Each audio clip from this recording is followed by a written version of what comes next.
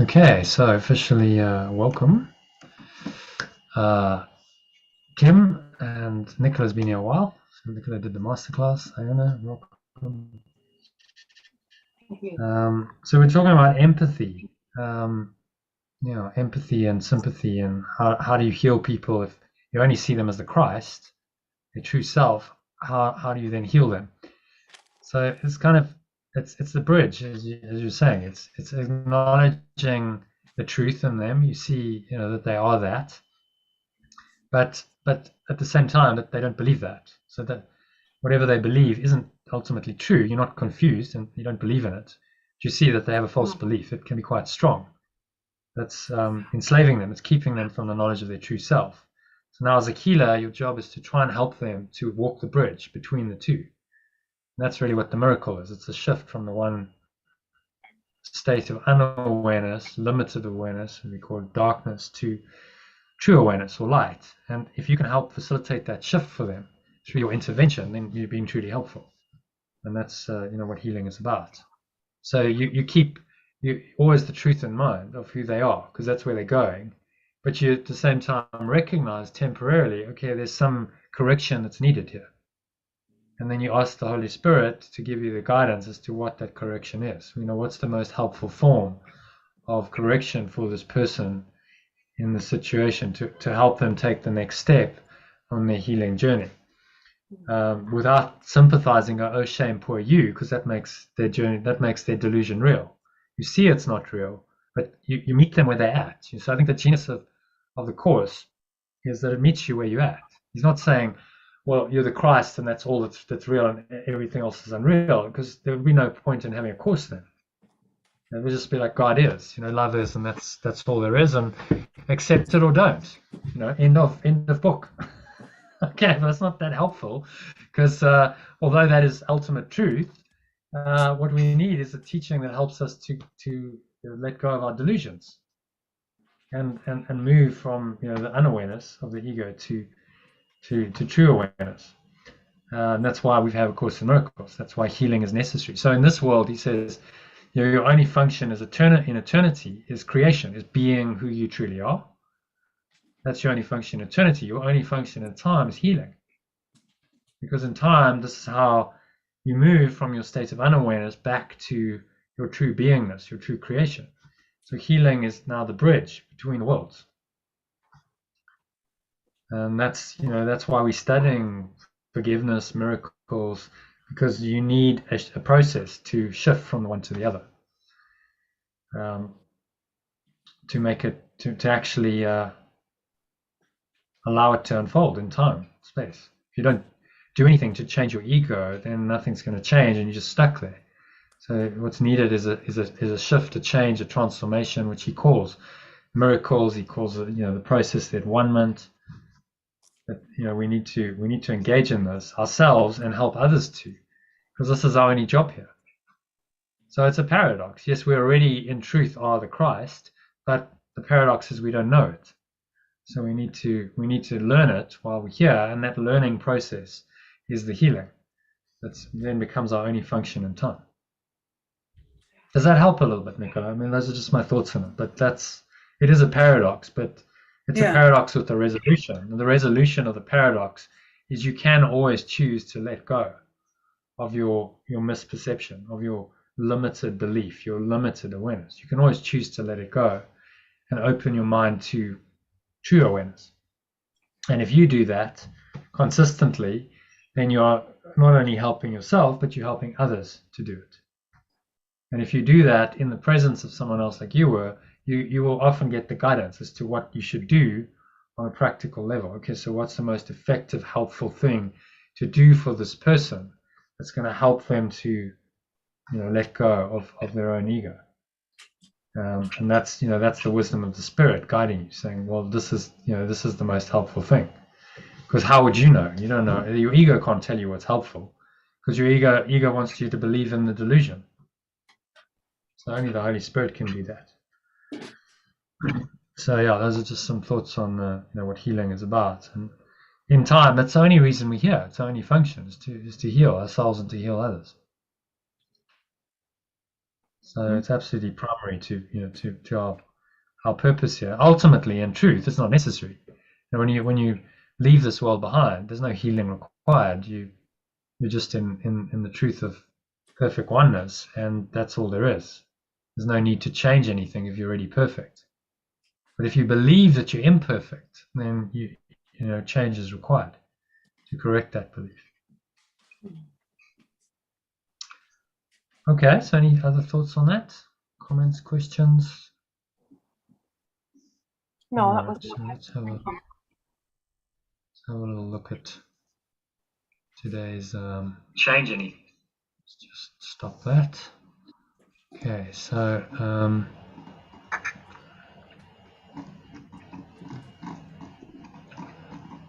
let's go to the quotes. So this is today's inspirational quote that I sent out. So Nicola, why don't you read that for us? Read the quote in the first sentence. Is this today's actually? Let me just make sure. Yeah, day 120. I think we are. Correct. 9th of July. That was yesterday. That was yesterday's. Let me just make sure we got the correct. Make sure we got the correct one. Someone else subscribed. Okay. Where are we? 120. Use guidance when you follow. We are 5 hours ago. Okay. We're less than 155, aren't we? Yeah. I think this is today's actually. Must be. We're less than 155 today, aren't we? Less than 155. Let's just check it out. Yeah, I'll step back and let him lead the way. It's in 155. Okay. So yeah, if you read the quote for us.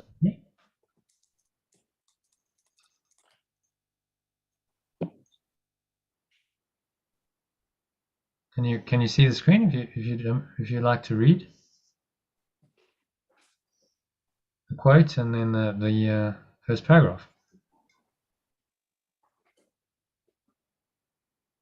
If you want me to make it a bit bigger. There we go. It's a bit bigger.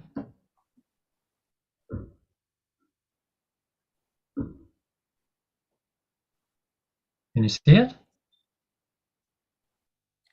Not the paragraph. No, just read the quote to start, and then I'll scroll it.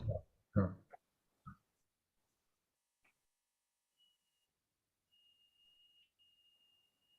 Huh? Can you read the quote if you're not guided by God? Yeah. Aloud. That's the idea. So we just take turns reading.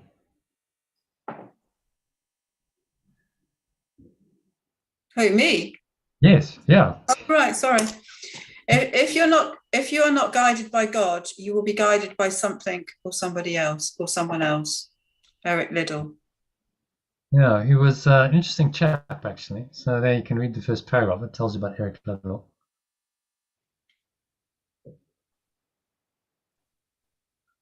Yeah. Who's reading that? You are. All right. Okay. Today's quote by Eric Liddell, a Scottish Olympic athlete and missionary, whose story was inspirationally told in the classic 1981 movie Chariots of Fire, states the simple truth that we will be guided through life by a thought system. So the only choice you have is which thought system you will choose to guide you through life. Okay. And as Yeshua tells us, just the first. Any thoughts? Yeah. That's the first paragraph. Yeah. Yeah, we'll take turn. Any thoughts on that?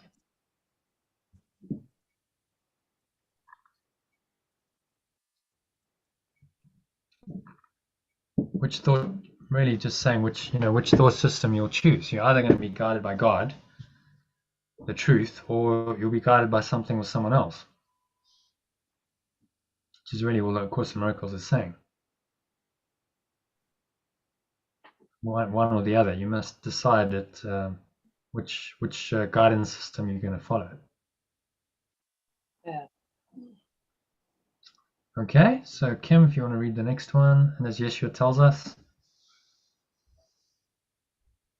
And as Yeshua tells us over and over in A Course of Miracles, there are only two guides and thought systems that you must choose between in every situation in which you are called on to make a decision. The ego or belief in separation and your true self, whose voice he calls the Holy Spirit in A Course of Miracles. Okay, so any thoughts on that? Yeah, I think also that was what Iona was touching on earlier, is that it's a decision, and what you, or whose voice you basically listen to. So I think the mind is like, it's probably the ego, or belief in separation, or true self, which is, well, I suppose tuning into that intuition or Holy Spirit, but feeling like that. I think that's the challenge, is discerning which is the different ones and making a decision. Which one you're going to go with. Yeah, exactly. It's just our challenge is we're not sure. We got confused as to which is which, what's true and what's false. So it's all happening in our minds. So this is mind training to help you to discern the difference between the Holy Spirit and the ego, or the belief. Ego is just a belief in separation, which plays out in many ways. But he's training us to identify that, to be very clear about what that belief is and what it looks like, so that we can make another choice. Okay, so next one, Iona. Shall read that first? The ego speaks first and loudest in the nagging voice of a separate self that constantly seeks pleasure and avoids pain, to try and satisfy its desire for more and protect itself from the perceived dangers in the threatening world it has invented. Okay, yeah, that's a fact. Well, that's a fact. And it's all that is the one of the two systems, thought systems, that we have choices about every second when we become aware of what we're doing, anyway. Yeah. And it is it's a nagging voice. It's remarkably persistent. As Einstein said, he said the world's an optical delusion of consciousness, but albeit a very persistent one. doesn't just go. So this voice just nags away, telling you, seek pleasure, avoid pain, protect yourself, gratify yourself in the world. And most people listen to that voice. This is the voice they think is them. And it takes mind training to recognize that there's another voice that's completely opposite, that tells you the opposite, and that is much deeper, and that can really bring you true peace and happiness. And this other voice, the nagging voice, just covering up the truth, the true voice. So just to continue with the teaching about desire and fear. Desire and fear are then two of its primary emotions. They're seemingly powerful motivating forces in this world. I want more, and we talked about this in the masterclass. It's all about what you want, seeking outside of yourself, and then fearing that you're not going to be satisfied because your expectations aren't going to be met. And this is what drives the world. Drive billions of people every day to work, to earn money, to buy things they think will give them pleasure, boost their fragile self-esteem, and keep them safe. This is what our world economy is based on. This is the world's gross domestic product. The majority of it is accounted for by desire on the one hand, so that's all the stuff you want to buy. It's outside of you. And fear. I'm going to spend money on things like insurance policies and security, and we just had COVID, all the vaccines and all the equipment, and etc., to keep myself safe. And fear and desire account for the vast majority of gross, if not all of it, gross domestic product. You probably track pretty much everything we buy to one of those things. Even food. Okay, well, I eat food because I think I need food to keep me alive. Is that necessarily true? Not actually at the highest level necessarily true. So, Nikki, you want to continue? However, it should be obvious. However, it should be obvious if you've ever engaged in the ego's game of pursuing satisfaction and safety from something outside you in the world you perceive as external to you, which we've all done at some point in our lives. And this strategy doesn't work to bring lasting happiness and peace of mind. Oh, I think that's a self-evident truth, isn't it? We try seeking outside of ourselves, and it just doesn't work. We're never going to get it. Yeshua calls it this program of the ego: seek and do not find. Seek and seek and seek and never find the answer. The Buddha noticed this 2,300 years before concepts like GDP existed, and he noticed that desire for something more than they already had caused people endless suffering, because this desire seems to confirm that you're not happy as you are right now. That's the insidious thing about desire. You're really saying to your mind, I'm not okay now. I need something or someone else, something outside of myself to make me happy. So you're really denying in that desire, you're denying your beingness, that you're okay as you are. Which is why desire is a particularly insidious trick of the ego. So then you set up a self-perpetuating system of expectations and fear that your expectations won't be met. But they were just your expectations. There's nothing reality. There's no reality in them. It's just in your own mind. This is what I expect. This is what I want. You set it up, and then you set the standard, and now you fear that your own standard won't be met. And so that's what you call craving and aversion. Craving something and then trying to avoid the pain of having our expectations disappointed. So we try and avoid it or avert it. Even if you're avoiding a seeming disaster like a sickness or death, there's still a movement of desiring. You still desire for some condition to be met. There's still an expectation there. I desire that there should be no sickness, or I desire that there should be no death. It's still a desire. So at the root of all aversion is also craving. And this is never going to end. This cycle is never going to end as long as you keep believing in it. It's what dominates the world. Humanity's believed in this for a long time, and will continue to until their minds are corrected, until something comes along, some teacher comes along and says, no, this isn't the way to be. And we need reminders of this, because it's been taught before. Buddha taught it 2,500 years ago, but we've forgotten the wisdom of the teaching. So it's got to be reminded to us. Really, mindfulness, the whole mindfulness movement, is really just the reawakening to the truth of what the Buddha taught 2,500 years ago. It just framed differently. It's not now called Buddhism, it's called mindfulness, but it's the same thing. Just being mindful of your breath and your body, and letting go of all the mind chatter, will take you ultimately beyond desire and fear and into your true self. So nothing much has really changed in 2,500 years. It's just names and labels, and we're actually just rediscovering this ancient wisdom. It's kind of ironic that people call it New Age when it's actually ancient. 2,500 years old.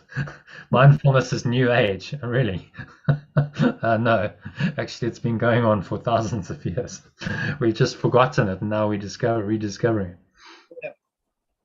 Okay, so Kim, if you want to read the next one, if you believe in and are guided by this thought system. If you believe in and are guided by this thought system, you will be what's known as a consumer in modern economic terms, consumed by your own desire and always seeking to satisfy it through external means that often involves buying something. Yeah, so consumer, that's what we call by statisticians, Mhm. or consumers, which is a terrible label. And this is what we do. We consume stuff, resources. And I think we need to move out of that, because being a consumer is not the truth of who we are. And if we define ourselves as that and we act it out, it's very damaging to the planet and to other people, because we just consume resources and expect, it's never ending. Yeah.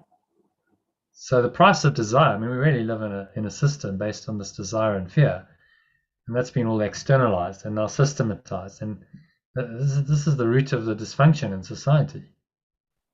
And we don't realize that, the core of it is these emotions, thoughts, emotions. That's the core of the dysfunction.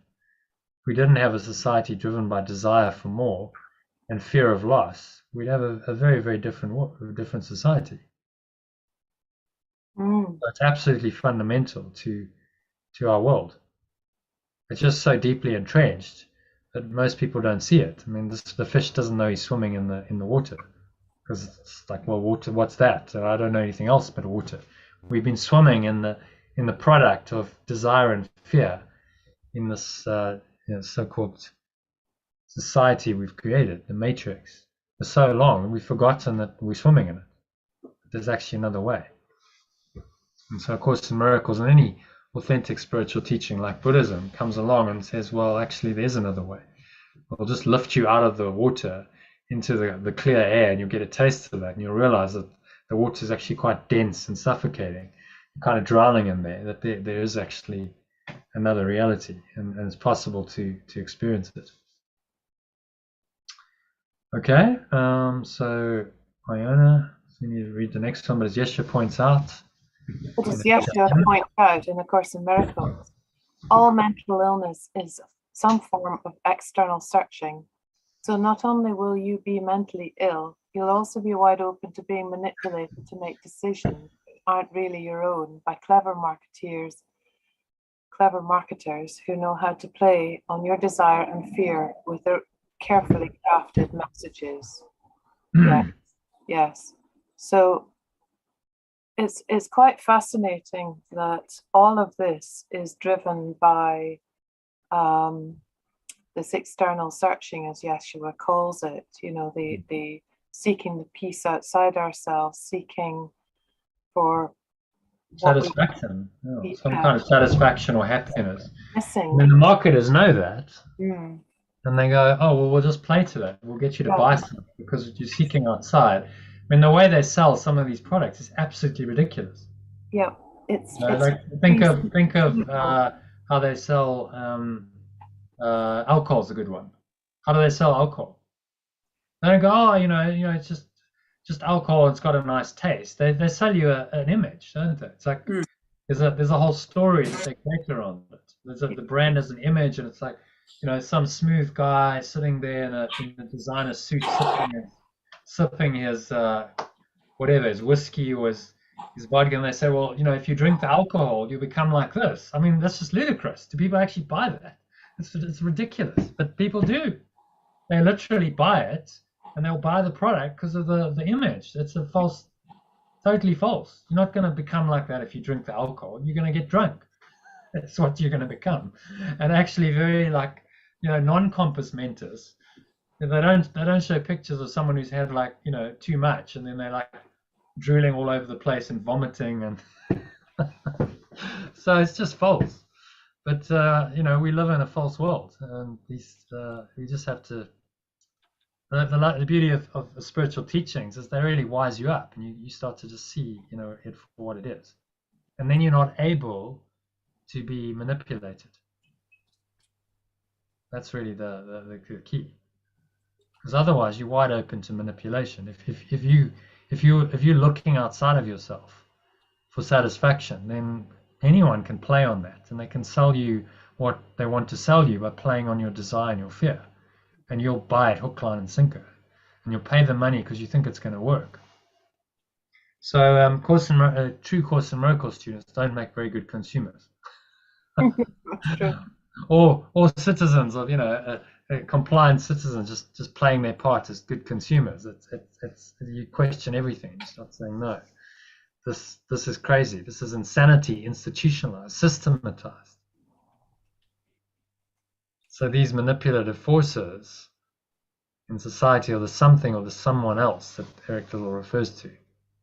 Today's quote that your ego just accepts as being part of itself. It's like, well, this is just how life is. It doesn't question. When in truth, they're completely opposed to the one self, capital self, that God or love created. We got so used to the false, we don't even question it anymore. We just accept it as, well, this is just how it is. So it really takes going outside of the norm and outside of the ego's thought system to see it. You have to kind of raise yourself above the battleground, as Yeshua calls it, to really see what's going on with discernment and empathy. You don't condemn anyone, but you understand that people are lost and confused, and actually what they need is guidance out of this thought system that's never ever going to work, back to the light of truth. Okay, so next one, listening to the guidance of the self. I think it's Nikki's turn. Listening to the guidance of this self that knows it is perfect, whole, complete, and loved is what Liddell means by being guided by God. By definition, your higher self doesn't believe in, and in fact can't even conceive of, emotions like desire and fear, because it rests in peace and contentment, complete in its own perfect being, and not needing or wanting anything else. Yeah, does that make sense? Yeah. So you cannot be perfect, whole, and complete and still have desire. Desire sabotages your perfection, your wholeness, and your completion in your mind, and gives your mind the idea that you're not whole, perfect, and complete, and you need something external to you to make you whole, perfect, and complete. So this is why the Buddha noted, he said, this is the source of all suffering. It disconnects you from your true being and gets you in this perpetual motion of seeking outside of yourself, continuously being disappointed, because how can you ever fulfill those expectations? They can't be fulfilled. In an illusion, you're never going to find satisfaction. You're looking in the wrong place. It sets up a system of what he called dukkha, this continuous dissatisfaction of the mind, which we call the ego. Just really an unsatisfactory state of mind and of a life in this world. And then he said the remedy is simply, well, let go of the desire. Without desire, you can't have expectation, you can't have fear, and there's just peace. You accept that you are perfect as you are right now. There's nothing else required. Which is, his realization. He finally, after so much desiring, I mean, you can desire spiritual enlightenment. That's another desire. So he sought it. The Buddha, if you know his story, he left the comfort of his home. He was a prince and he had everything, but it didn't satisfy him. So he left that and he went. It's a pretty arduous hero's journey of trying pretty much every teaching and practice that was available in his time in India. He did that for 7 years, to the point where he was almost on death's door. He'd been living on 1 grain of rice for, years, a long time. So he was totally starved and emaciated. And he was just about to croak. And then he finally sort of realized, just sitting in meditation, that actually he didn't need to seek anymore. It was already there. What he'd been seeking was always there. And that was his, and then he called that the middle way, and he just started teaching that and saying, well, you're already there, and all these ascetic practices and stuff are not going to get you there. Only dropping your desire, just accepting that you are already there, is going to get you there. It's such a simple realization, but yet it's elusive for most people. They haven't had that realization, hence they're not enlightened. So we need to, listen, pay attention to these great masters who have attained these states, and these insights are still as valid as they were 2,500 years ago, as are Yeshua's. Okay, so next one, being aware of your true self. I think it's Kim. Being aware of your true self and letting this higher awareness interpret all your experiences in this world gives you what is called an internal locus of control and makes you feel independent, which are fancy psychological terms for not caring about what other people think you should be saying or doing.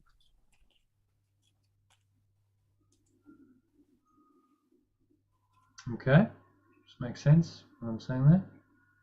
Yeah, I think you're working more the constant internally rather than, and you're less sort of affected, or you somehow not allowing for the influence of the outer world, like what other people think about you. Yeah, and this is a universal characteristic of anyone who's spiritually advancing or is enlightened, is they are field independent and they have an internal locus of control. They really don't care what anyone thinks of it. I mean, look at Yeshua. He's going out there. I mean, he's doing some pretty hectic stuff. He's really upsetting the Pharisees and the Sadducees. He's going against his whole religious tradition. You know, he's saying a lot of Judaism is false. Goes into the temple, turns up the tables, the money changes. I mean, it's like clearly not really too bothered about what people think of him. And ultimately, you know, it causes his death. He's crucified because they go, okay, well, you've stepped on too many toes, so we're just gonna kill you. Again, didn't care. It's like I don't care. I'm going to do the will of God, and that's alone. Not caring what other people think you should be saying or doing is a primary one. So that's huge. There's huge freedom there. You can really disconnect yourself from that, and just be guided by an internal locus of control. Now, it doesn't mean that you're out of control and you're uncaring and you're unkind. It means that your true self is guiding you, and that's actually a self of wisdom and kindness and empathy, and it's going to guide you to navigate through this world in a very calm, peaceful, and effective way, in a caring way, kind and caring way. So you're not uncaring, but you don't care about people's opinions who are really, if they're ignorant of the truth, and they're just projecting their ignorance onto you and trying to keep you bound to their thought system. You don't care about that because you can't. If you're in the truth, you can't possibly allow that, because then you're allowing the ego to control you via those apparent external people. So field independence and internal locus of control are absolutely primary. Two of the primary characteristics. Do you want to read that one, Aya? Sorry, I think I'm going to have to go now. Okay. Yeah. Okay. Thank you. Bye. Thanks for joining, Nikki. Bye. Nikki. Okay. Thank you. See you Bye. soon. Bye for now.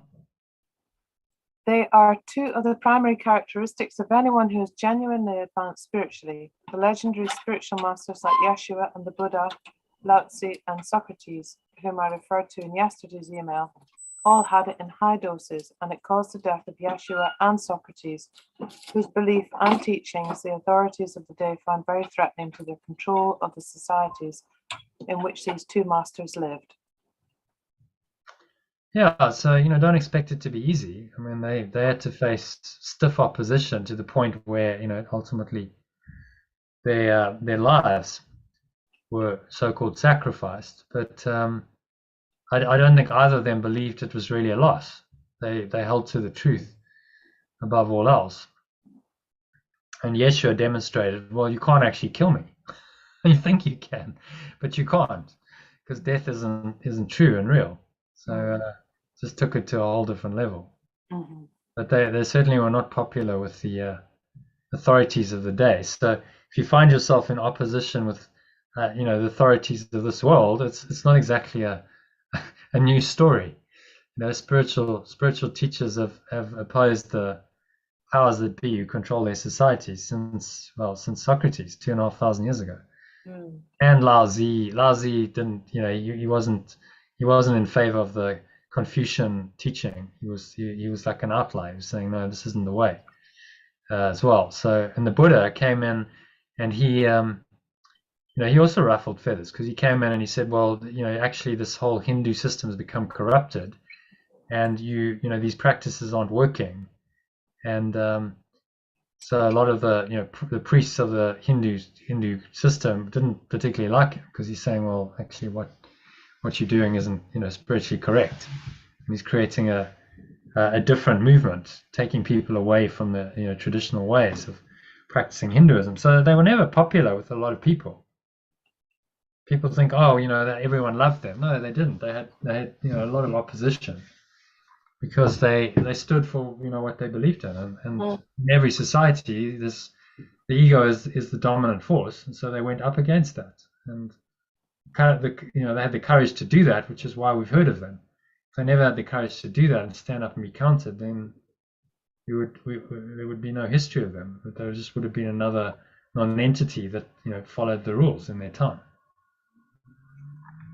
So breaking the rules is a good thing in spiritual terms, by a demonstration of all these masters. So if you find yourself questioning all the rules and controls of society, you're in good company, because that's actually what you should be doing. Okay, so next one, I think it's Kim. Kim, if you want to read the next one, please.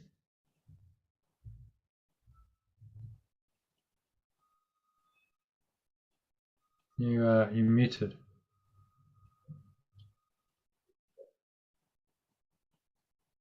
I'm struggling. Now your video's off, but you're still muted. I'll ask you to unmute, shall I? There we go. Is that helpful? Okay, Kim's struggling, so I'll read it. Are you starting to see why these forces that seemingly control this world, large corporations and governments, because that's who's really in charge, are dead set against your spiritual progress? Will do everything possible to tempt you to abandon it.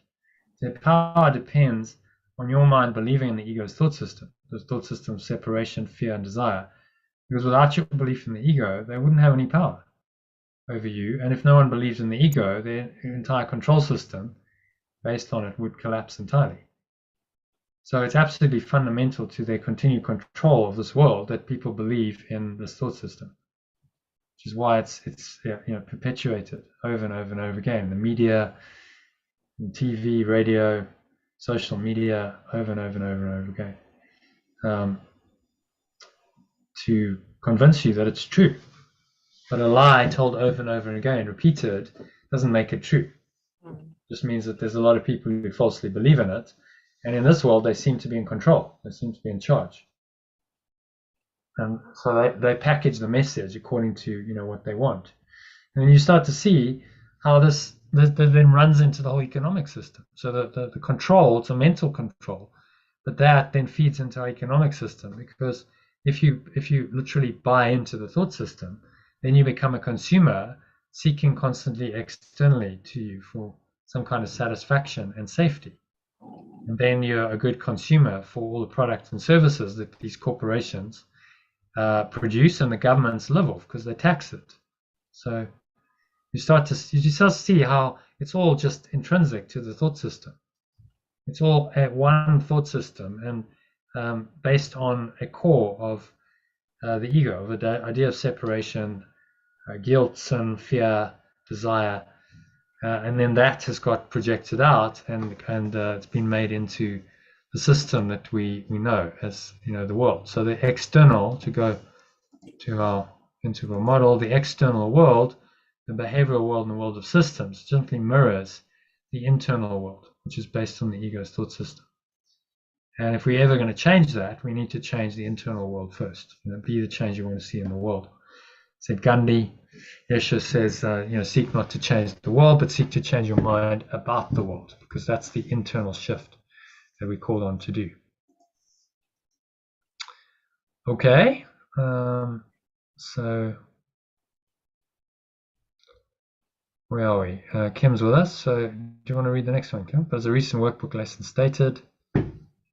As a recent workbook lesson stated so clearly, the power of decision is your own, and you can and must choose between the self that God created you to be and the illusion of a separate self doomed to continuously crave satisfaction outside itself and fear that its expectations won't be fulfilled for all its dissatisfying days until it dies. Yeah, there you have in a nutshell the ego's thought system.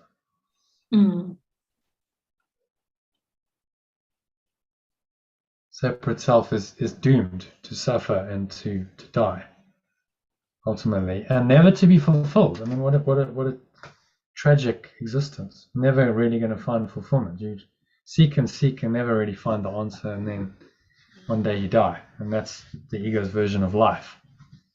What Yeshua's saying is like, this isn't life, it's the delusion of life. You think you're alive, but actually it's a parody of life. It's ridiculous what you think is life. Okay, happy with that? Mm. So Iona, if you read the next one, why would you resist? Why would you resist making the right choice in every situation in which you are called to make a decision? Only because you value your special, separate ego identity over your true self that offers you eternal love, peace, and joy. Yes. Why Yeah. would you resist that? Mm-hmm. Why would we? I mean, honestly, there's no good reason. Mm. If you see it clearly enough, you go, there's really no justification for this ego's thought system. It's just a thought system of pain and suffering and ultimately death. Why would I choose that? There's no possible justification. But you have to have the awareness. You see, what Yeshua is doing with this course is he's training our minds to have the awareness, the discernment, to see what the ego really is, to really see what it's up to. So that the choice then becomes self-evident. It's like, well, if I see its insanity, I see what it's up to, how can I possibly choose that consciously? I can only continue to choose it unconsciously if I'm not really aware that there is a choice. I'm not really aware of what the ego is doing, and that I seemingly have a choice. So the biggest threat to the ego's thought system is awareness that you actually do have a choice. So when you say to that lady today or yesterday, whenever you saw her, that you have a choice, that is a huge game-changing statement. If she chooses to accept that, she might reject it and say, no, I don't have a choice. I will continue to remain a victim. But if she does accept it, I do have a choice, that changes the game completely. Mm-hmm. Because you're now no longer the victim of the ego, and you have a choice as to how you're going to respond to everything and what you're going to do about it. We'll see so, what happens. It's really, really very, very, very simple, isn't it? I mean, this teaching is not rocket science. It's just saying, see it for what it is and make the right choice. But to see it for what it is requires a lot of mind training, because we don't see it for what it is. We delude it. We see falsely. We see through a darkened glass. It's a distorted lens. So we're not seeing the world truly. We're seeing it through the filter of a thought system that is false, that believes in that, that's now created this world, says, yes, I believe in it, this is all normal, this is real, and I accept it. And so we have to start changing that. As Libby said, it's a 180-degree turnaround. I'm not sure you were here for it, but there's a Scottish saying, I can't even remember what she said, but it's like basically a turnaround. Right. Scottish way of saying it's a 180-degree turnaround. I don't know if you know what the phrase that she's meaning. Was it reverse ferret? Huh? Reverse ferret. Reverse ferret, is that? Yeah, maybe she said that. I don't know. Was it somebody on earlier tonight? Yes, Libby. Yeah. All right. She said, "Oh, well, it's like a." I couldn't quite catch it. Maybe she said reverse ferret. Maybe it was But reverse. basically, it means a total turnaround. It means it's the world's topsy-turvy. That's what she said it means. Okay. Scottish phrase Right. for that. Oh, I'm intrigued now. No, I'll have to ask her. Yeah. So where are we? This is a simple choice we all must make. So do you want to read that, Iona? This is a simple choice we all must make in the end, and forgiveness or letting go of all the blocks we become aware of arising in our minds in response to people and events that show up in our lives is the way we consistently make this simple choice. Yeah. So it's really simple. He's saying, okay, there's a choice, but then he doesn't leave it in a theoretical domain, because it could just be like, well, how do I even make that choice? Choice for, the truth or illusion. How does that actually work in practice? He says how it works in practice is you're making the choice to believe in this world and get attached and all the ego emotions that go with that, or you're making the choice to let it go. Mm. And that's where the rubber meets the road. So the way you make the choice for truth is simply let go. Well, that's pretty simple, pretty practical, pretty easy. I can do that if I choose to. So it's actually a very, very practical, doable thought system. This just the ego's got huge resistance to the simplicity of it. So if you find yourself resisting the simplicity of it, it's because it knows this is its undoing. If you just do this and you apply it, you're going to free yourself entirely from it. Amazing. Mm-hmm. It's a spiritual genius, really. This course is amazing because he's just simplified it. He said, okay, this is how it is. Very, very simple. The theory is simple. The practice is simple. Here's a course. I'm going to give it to you, simple steps, simple lesson every day. Just do it. And if you do it, then you meet the conditions for truth, because you are letting go systematically of your illusions. And that's just embedded in the program. So you can't really fail if you just practice, you do it correctly. Yeah, well, it's a spiritual genius, really, to create something like this. And you look at some spiritual, systems out there. It's like, oh my God, so convoluted, and there's so many ambiguities and confusions, and you're left wondering what is actually true here. With this, there's no ambiguity, there's no confusion. It's very simple, it's very clear. You might have resistance to doing it, but you can't say it's not clear what you should do. It's being absolutely clear about what you should do. Just your willingness to do it is in question. So the theory is simple, but the practice is where it can be challenging, because our egos resist letting go of these blocks for dear life. Two people, Libby and Nikki, they both said, there's resistance. So that's the problem. We have resistance. You might have been doing the course for many years, but the resistance stops you from doing it properly. Because the thoughts and emotions like desire and fear that constitute these blocks. So all the blocks are made up of thoughts or emotions like desire and fear. These emotions and thoughts are their life. That's what the ego is made up. So of course it's going to resist letting go of these things, because without those thoughts and emotions, it has no existence. So individual egos or separate identities prefer to be enslaved by the matrix. The superego is really just the thought system of separation in its entirety, has made up. So the superego, the thought system of separation, has made up the entire world, the entire universe, physical universe, to imprison us. And we'd prefer that than to rest in the freedom, peace, and joy in the self that God or life created us to be, which lies beyond all illusions, lies beyond the universe of time and space entirely. Okay, so any thoughts on that?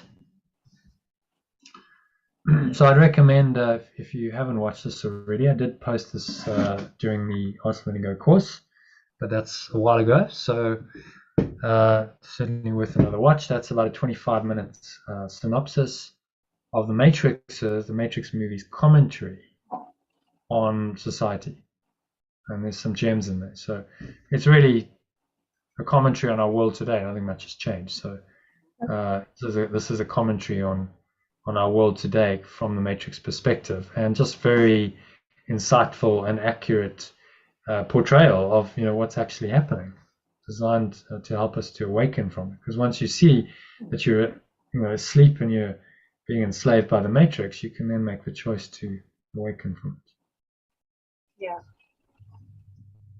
Okay. Okay, so happy with that. Shall we go into some practice of the lesson? So let's have a look at the lesson. Jono, I think I'm going to. You're going to fade out. Yeah, it's yeah. 7:15. Yeah. Yeah, thanks for joining, Kim. Thank you. I'll be in touch in the week about the Okay. other thing we're talking about. Thanks. And cheers, Iona and Kenneth. Good to see you. Okay. All right. See you. Cheers. Joining. Bye. Bye. Thanks. Say bye. Namaste. Namaste. Okay. So Okay. then there were 3. Right. Guys, it started off with 10 tonight, and it's like whittled down. 10. So, Wow. yeah, well, I had a masterclass, so quite a few Yes, people. I remember. Yeah. Around 10, I don't know exactly. I'm never sure because I'm just busy presenting. People come and go. Okay, so let's have a look at the lesson. 12 paragraphs, so we might not get to the text tonight. It's up to you, but Yeah. I'm suspecting you probably want to fade out after I think I'll fade out. Yes. the lesson. Okay, so let's. What part of the text are we on? Because I've finished 18 now. Yeah, we moved on to 19. We're at section 2 of 19. It's one a day. We just go a new section every day. So, but if you're a bit behind, then the section 2. 19:1 now. Yeah, we're section 2 of chapter 19 today. Okay. Okay, so there's the text. So let's just copy and. Actually, doesn't look like too much translation in this one, so we might be in luck. Okay. So just open this.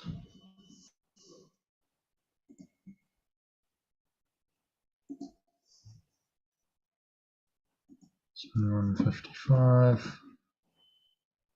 Today's lesson is 120. Where are we? Today 120.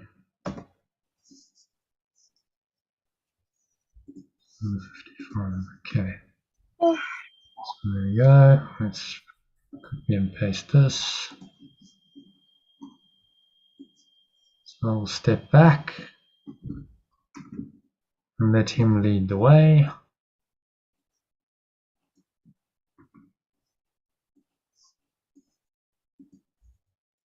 That needs a bit of translation.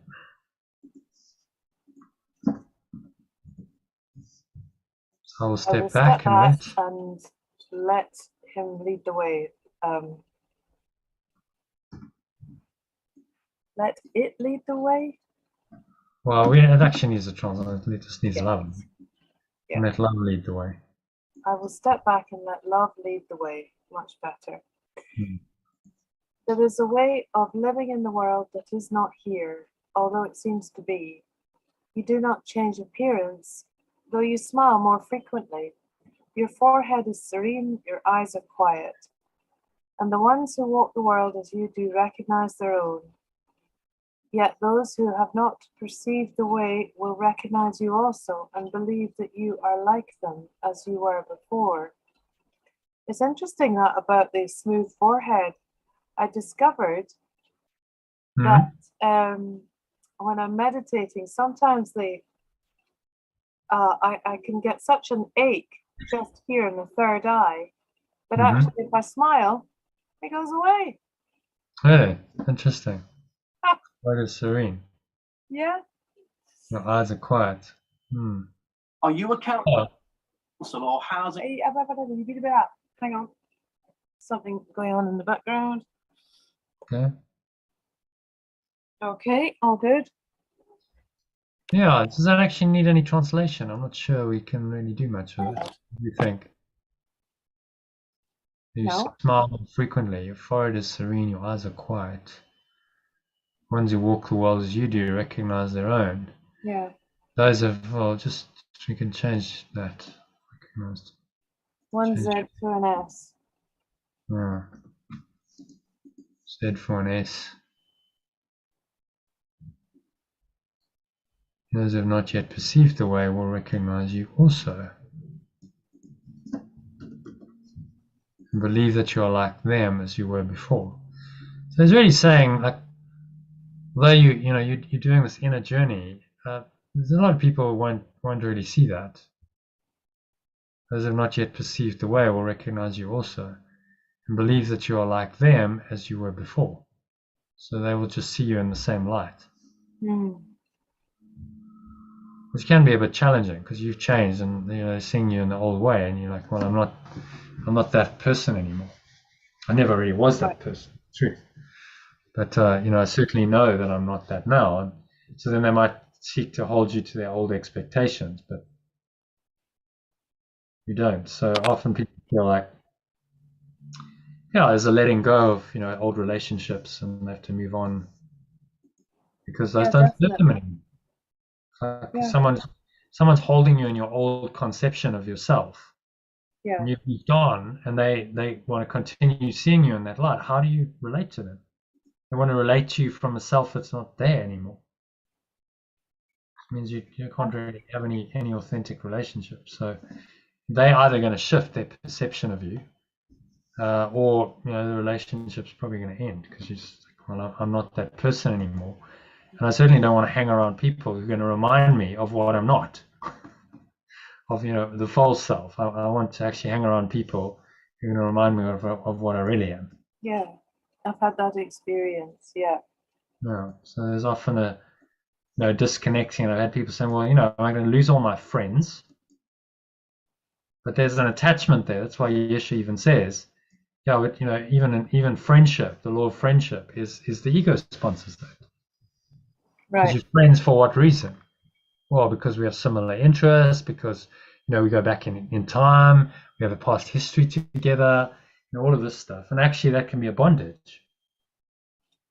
Your true friends are your spiritual companions who are on the journey with you. You're like, I'm with you, I'm doing the journey as well, and I'm supporting you on this journey. And that could be someone you meet tomorrow. You don't have to have any past history with them, or it could be a lifelong friend. It just doesn't matter.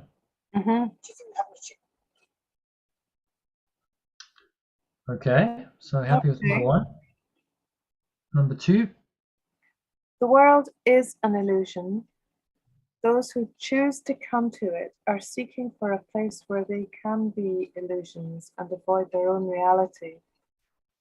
Yet when they find their own reality is even here, then they step back and let it lead the way. What other choice is really theirs to make? To let illusions walk ahead of truth is madness, but to let illusions sink behind the truth and let the truth stand forth as what it is merely sanity. So he's saying that we're all here to avoid our own reality. Wow.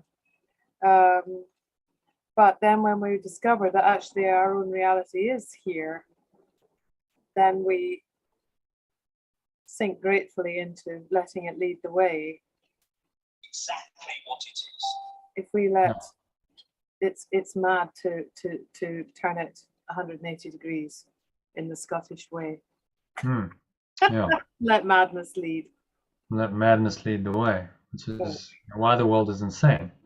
Because madness is leading the way, and it has for centuries and centuries. And the madness, has got entrenched into our societies, and we go just now we're at a place of really total insanity. I think if an outsider, like an alien, came and looked at our world, they'd go, "People have lost the plot. You're just mad, destroying your own planet." I mean, they might be equally insane. We don't know, but if they've sort of gone out of the madness, they would go, "How can you think it's sane to destroy your own planet? It is nuts. The very air you breathe, the water you drink, the food, you're poisoning it. Well, you're self-destructive. You're poisoning yourself, and ultimately you'll destroy yourself. Well, so your whole society is basically, a death wish. It's self-destructive. This doesn't make any sense. And yet, this is the society we've constructed. But I guess if you understand the ego is a death wish, well, what else would you expect? The death wish is going to create a society hell-bent on its own destruction. It's nuts. But it is nuts. It's just nuts. And the only way out is to see it as completely insane. This is what Yeshua is saying. Don't try and justify it. The whole thing is completely insane. None of it makes any sense. And you just need to leave it all behind. There's no resolution that you can find here. It's not like we'll save the world and make it into a better place. You need to just transcend it, leave it all behind, and go home to true reality, because this place will never be reality. Always going to be an illusion of reality that's painful and suffering, characterized by pain, suffering, sickness, and death. So I think maybe let's just change that to but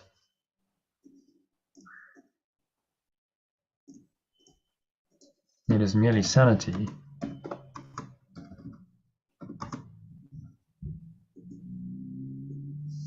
To let illusion sink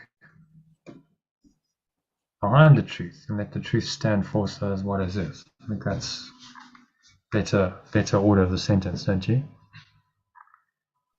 Anything else? It is sanity to let illusions sink behind the truth and let the truth stand forth as what it is. Good, much better. No, I think because he's got that there and he's got an awkward comma there, which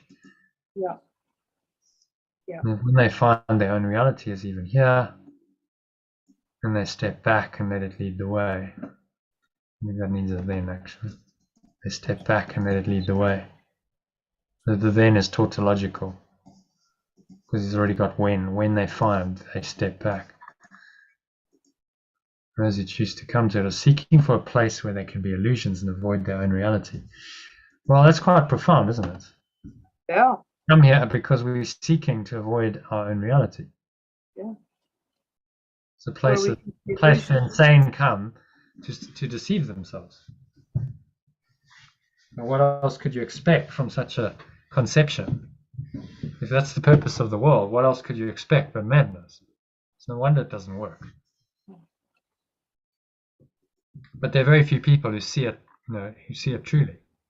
Even listening to Eckhart Tolle says, well, we can't really understand why we're here. It's too big and too vast. It's like, no, you absolutely can, Eckhart. In fact, you must. That's the whole point of enlightenment. If you don't understand that the world is an illusion, we made it up as a gigantic self-deception, and that's the purpose of it, then you're going to be forever confused. Oh, we can't understand. No, you absolutely can. Because it's actually really simple. I mean, what Yeshua is teaching us isn't rocket science. It's a very, very simple idea. It's just big in our conception because it's so radically different to the world we've grown up in and the thought system we've believed in. It's a 180-degree turnaround. So I don't think, even Eckhart, he's a good teacher, but he's not radical enough. He's just nowhere near. He's not like, okay, look, it's this or that. You need to make your choice.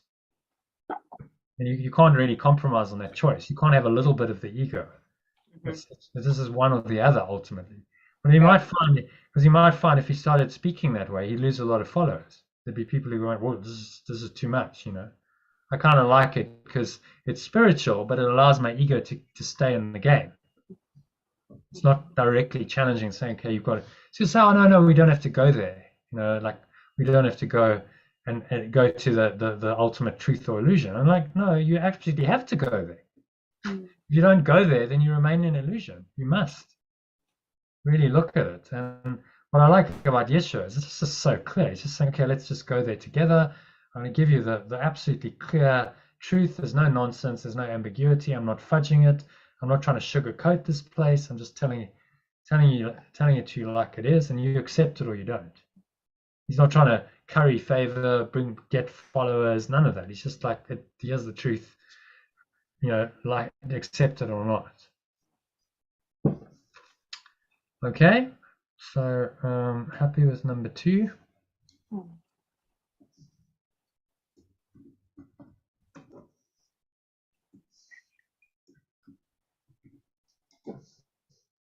Number 3.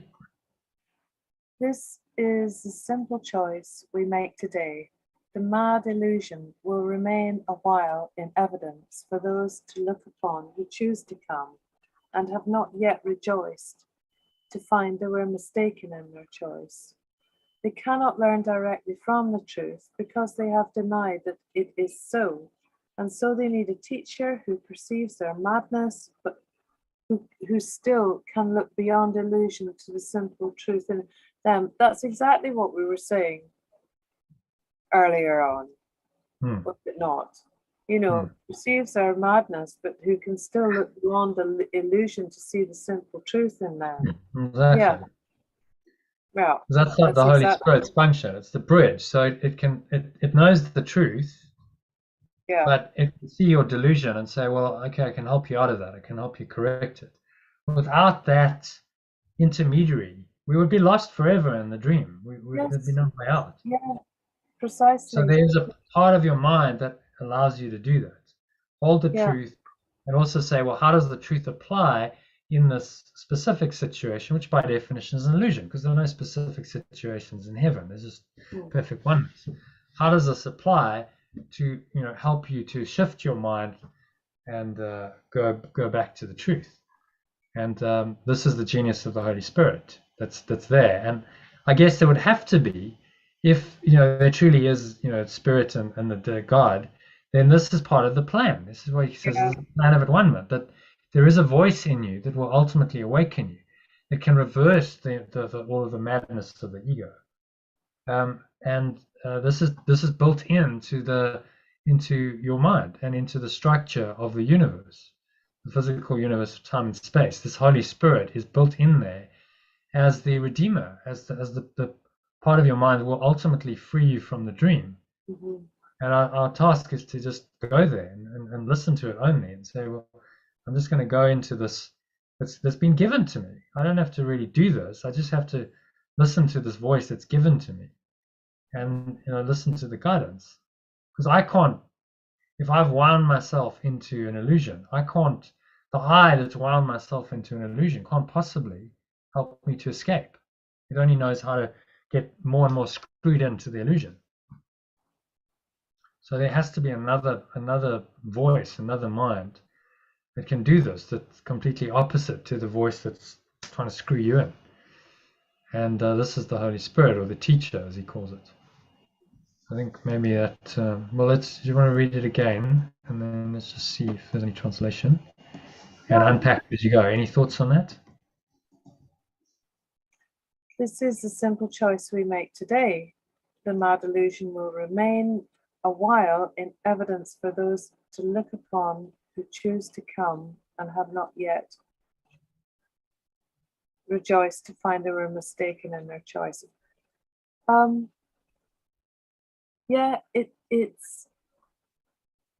It's always going to be here for those who choose to see this madness or invest in the madness and have yet to wake up or get free or to find they were mistaken. They cannot learn directly from the truth because they've denied it as is so. Right. And here comes the teacher. So they need a teacher who perceives their madness, but who still can look beyond illusion to the simple truth in them. But even if there is a teacher, if they're not wanting to listen and say, no, you're the deluded one, this is the reality, then the mad illusion is still in evidence for them.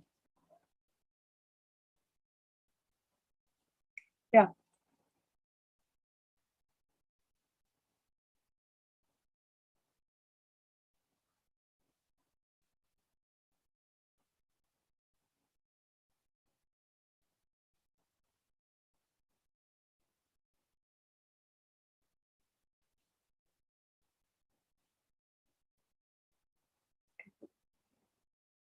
It's completely frozen.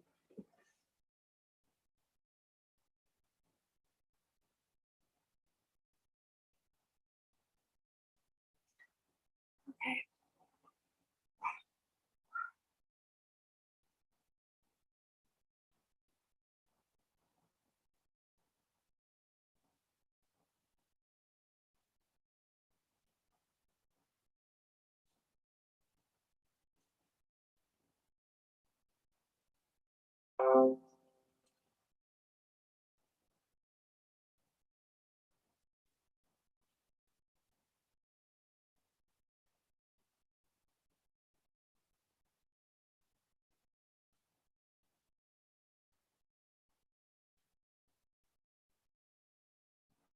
Hi.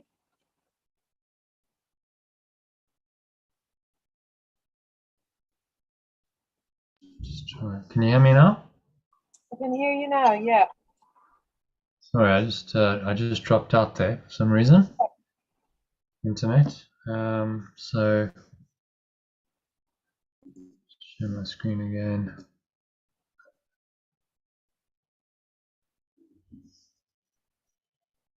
Okay. So happy with number 3? Ah, yeah. Okay. So 4. Right, let me just get the right thing here.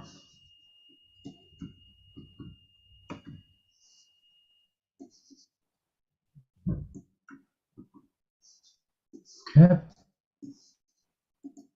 Read number 4, and we'll translate it as we go. Isn't actually a lot of translation to do on No. this one, really, is it? Defenseless. No. If truth demanded, If truth demanded. yeah, if truth demanded they give up the world, it would appear to them as if it asked the sacrifice of something that is real. Many have chosen to renounce the world while still believing its reality. Renounce the world, right? Okay. And they have suffered from a sense of loss and have not been released accordingly. Others have chosen nothing but the world, and they have suffered from a sense of loss still deeper, which they did not understand.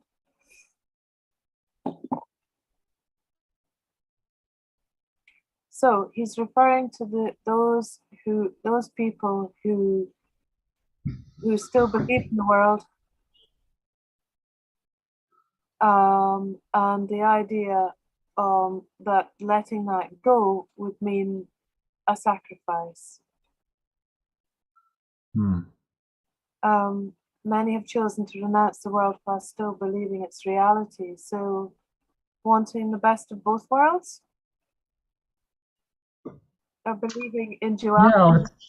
Yeah, it's actually the path of the martyr. Oh, I'm going to be the spiritual martyr. I'm going to renounce the world, and somehow I'm giving up something of value. So, aren't I so holy, and I'm making such a sacrifice? Yep.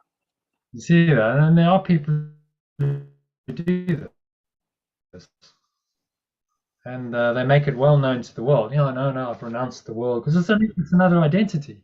Yep. Oh, right, who's this? Let's have a look. Someone arriving very late for the masterclass. Let's see. He's arriving in the room. Okay. So, any other thoughts on? No, she's dropped off. Okay. So, you don't believe in its reality. And they've suffered from a sense of loss and not been able to have not been released accordingly, because it's still this sense of duality. Others have chosen nothing but the world, and they have suffered from a sense of loss still deeper, which they did not understand. I guess that's what there's so many names for that feeling of loss, isn't it? The one that pops into mind is existential crisis. Never really understood what that meant, but I could see that this could describe that. So you gain the whole world but lose your own soul. The more you attach to the world. Others have chosen nothing but the world. They have suffered from a sense of loss still deeper, which they did not understand. You know what? I really see that in my family, particularly my dad. He's now old, and he's chosen nothing but the world. There's never been any spiritual kind of thing going on with him. Yeah. Just like the world and the world. And you can see he's like there's a sense of loss that I don't think he even understands, because he's now, he's coming to the end of his life, and he's getting dementia. It's all coming to an end. The dream is winding down, and you can see there's he's still trying to hold on to it, and so he'll write his memoirs, and it's like, well, if I write about my life, then somehow it gives it validity. But there's a sense of sadness. My sister even noticed. My sister's not particularly on a spiritual path. She said he's sitting there and he just looks so sad. so Right. miserable, because he's, attached his mind to the world, and now the world is failing him. There's sickness and suffering and death, and it's going one way. He's going to die in the next 10 years, probably, inevitably, and he's losing his mind. And, if you don't have anything else, that's just tragic, isn't it? It's so sad. If you think that this is it, this is reality, and there's really nothing else, that's just the most desperately sad illusion, particularly as you get to the end of your life. Because it's like, well, what was it all for then? Yeah. While I'm in my prime and I'm doing stuff and I'm busy, it seems to all have a meaning and a purpose. Mm. When you come to the end of your life, what meaning does any of it have? None of those accomplishments are remembered, really. I'm now kind of losing my mind a bit, and I'm getting old, and there's one way. I'm going to death. The body's decaying, my mind's decaying, it's all falling apart. Wow, it's all just very sad, isn't it? If there's nothing else. Well, maybe he will start talking to you. It's never too late. Well, Like, Lucy's- given I'm now in another country, that's probably not likely. But well, you never know. You never know. You never know. Yeah, Like you never Lucy's dad at 93, really loosening up, So Yeah. you can have, You last, never know. You never know. But last year. I suspect not in this lifetime. Okay, I think you'll have to come back and have another go. okay. Well, who knows? You never know. No. It's very, the ego's well in charge there. Come, how would he open up? Maybe, if he went totally demented, because that can actually open people into a deeper awareness of their self, their true Yes. self. That's Yes. possible. They go totally. It's like they don't care anymore. It's just like lose the plot entirely, and the ego kind of drops away, and they're just like a child again. Yeah. Okay. So happy with number 4. Number 4. Yep. Number 5 is Okay. Between these paths. Between these paths, there is another road that leads away from loss of every kind. For sacrifice and deprivation, both are quickly left behind. This is the way appointed for you now. You walk this path as others walk, nor do you seem to be distinct from them, although you are indeed. Thus, can you serve them while you serve yourself and set their footsteps on the way that God has opened up to you and them through you? Okay, so that needs a bit of translation. Yeah. Interesting, he's talking about the distinction. So he's talking on different levels here. Because someone says, well, you're not distinct. He's just teaching us we're all one. Yeah, that's an interesting sentence. Nor do you seem to be distinct from them, although you are indeed. But what he's talking about is on this level in the world, you're awakening and they're not. That's what he's talking about. Mm. Ultimately, in ultimate truth, you're not distinct from them. You're the same as them. So it just depends on which level he's talking at, and that's what you have to be very clear about in the course. Where is he talking? Ken Wapnick calls it level 1 or level 2. Oh, does it? Yeah, level 1 is the level of ultimate truth, and level 2 is this the level of this world and illusion.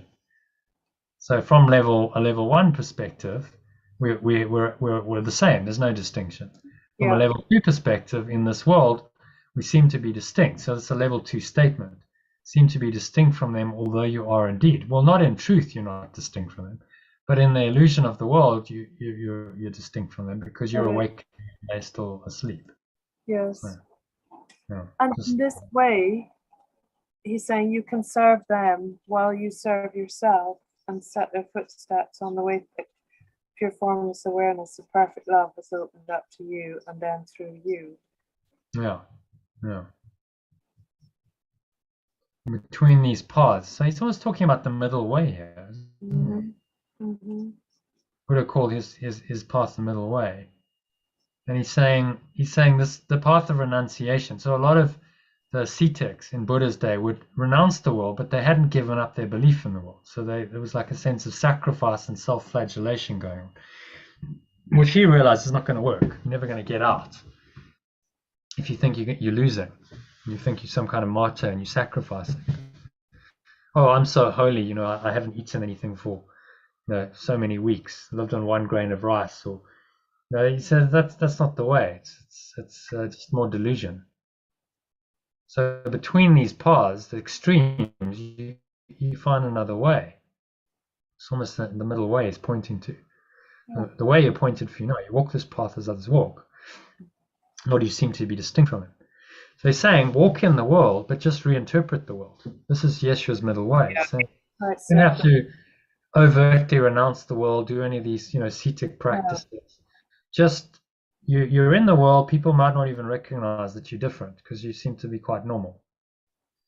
But actually, you are distinct from them, indeed, because you are correcting your mind, and you are systematically letting go of your attachment to this world. And those who are on the same path will recognize you, and those who don't won't have a clue. They won't know that you're forgiving or letting go, because you're not saying, oh well, I'm so spiritual, I don't, you know, you're not dressing up in robes and you're not, you know, doing all kinds of spiritual practices and going, you know, you think of the lengths people go to create an identity out of the spiritual path for themselves. You're not doing any of that. You're just letting go. That's all. Just do it. No need to announce it. No song and dance. No. And actually, if you connect the dots, if you're listening, it was a little while ago, the way of the sly man. I think that came into one of the sessions that I talked about. Do you remember that? Way of the sly man? No, I don't. Yeah. So this was an Alan Watts teaching. Well, it was actually Gurdjieff. So you heard a guy called Gurdjieff? Yes. He was a Russian spiritual teacher. And so he came up with the idea of the sly man that doesn't give the ego notice. So this is the key thing. So with most spiritual paths, you give the ego good notice. Now I'm going to do this. I'm going to, you know, dedicate my life to this. I'm going to renounce all my possessions. I'm going to dress up in robes. I'm going to shave my head. I'm going to do all these rituals. And the ego's like fully warned. Okay, so here we go. He's going, okay, so now we can hijack it, and we're going to use this new spiritual path to now create a new attachment, a new spiritual identity. So you give notice, and that's actually not the best thing to do. Right. So what Sly Man Gurdjieff said is just do it. Don't give notice. Don't make any song and dance about it. Don't announce it to the world. Just do it. And so this path of forgiveness is really the way of the sly man, because you're just like, I'm not making any song and dance about it. I'm not saying I'm spiritual. I'm not doing any rituals. I'm just in each moment when I feel like I need to let go, I let go. Yeah. And it's purely between, you know, it's just me and my mind. That's all that's going on here. So simple, so direct. Just do it. No one needs to know that you're forgiving and that you're on this, you know, advanced spiritual path back to God. So you haven't given notice to the ego. You see, you just do it, which is, I think, the best way. Because if you give notice to it, it's likely to go, okay, I've been well forewarned, so now I'm going to have resistance. And what I'll do is I'll use this path that you're going on to try and create another identity. And so then I'm now the spiritual one. And then it gives you a name and, you know, a new identity. And oh, now I've shaved my head and I've gone into robes and it's like, does any of that really work? I don't think it works. I think this is what Buddha noticed. He said, this isn't going to work. People think you're so holy and you're doing all this renunciation, but it's not actually working. And, you know, he actually, everyone sort of knew who was on that path. They knew that it didn't work, but they were so fixated on the path that, you know, in the whole like illusion that it's going to work, that it took someone to kind of go, you know, the emperor has no clothes here, guys. This doesn't work. That's what Buddha did. It seems to be a much more modest approach. Yeah, exactly. You're not making any grand announcements. You're not announcing that you're a great spiritual teacher, or you're now going on a path, or, you know, none of this. You just do it. You just let it go, and no one needs to know. You know, the forgiveness or the letting go is happening in your own mind, in your own practice. So this is the path that he's calling on us to walk. It's So no one needs to know. No, you're not overtly spiritual. You're not wearing any special clothes, doing any special rituals. It's none of that. You're just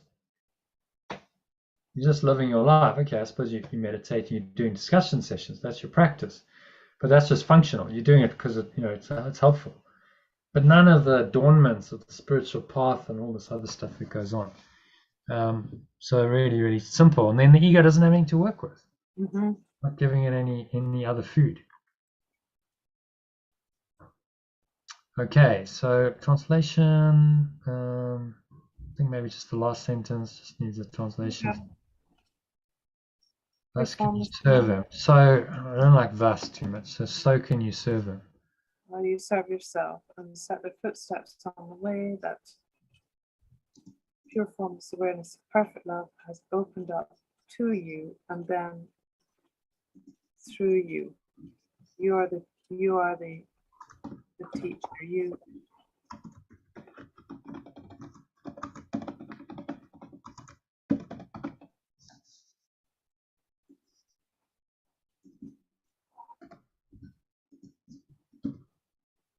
has opened up to you and them through you. Oh. Yeah. Nice. Yeah. Very nice. Okay, happy with that one?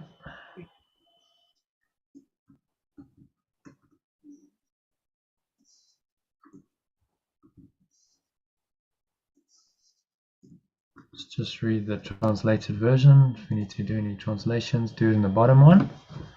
Illusion still appears to cling to you, that you may reach them. Yet it must step back, and it is not illusion that they hear you speak of, nor illusion that you bring their eyes to look on and their minds to grasp.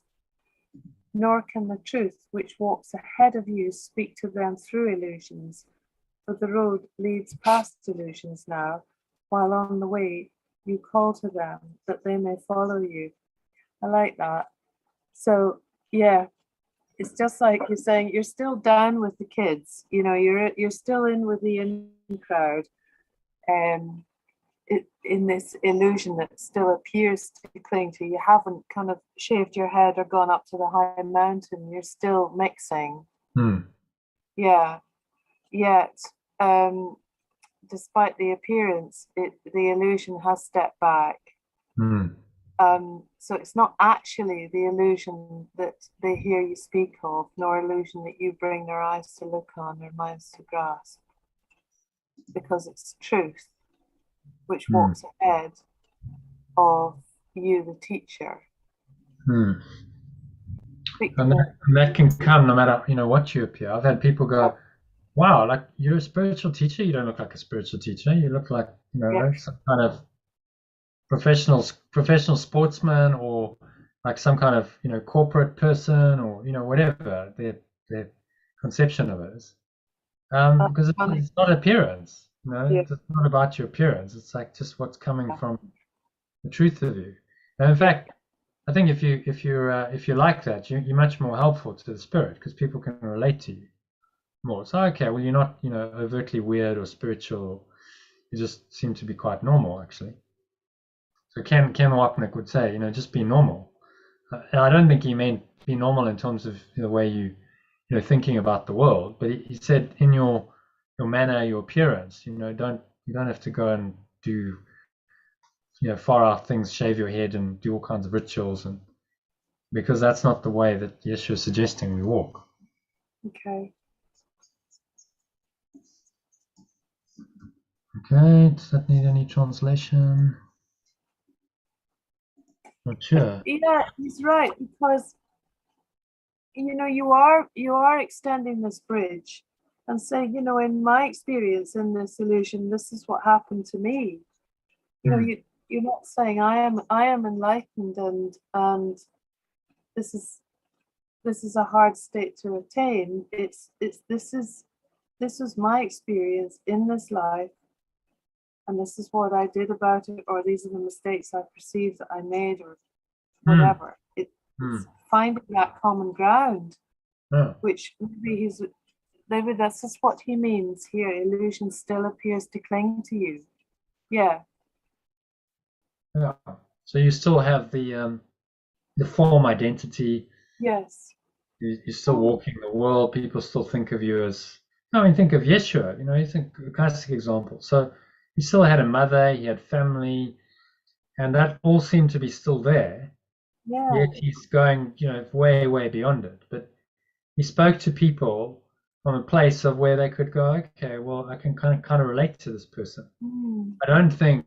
I think the idea, subsequent, that he was the Son of God and he was so holy and he never sinned. He wasn't like that. I don't think at all. No. I think he was actually just a really heartfelt, loving person.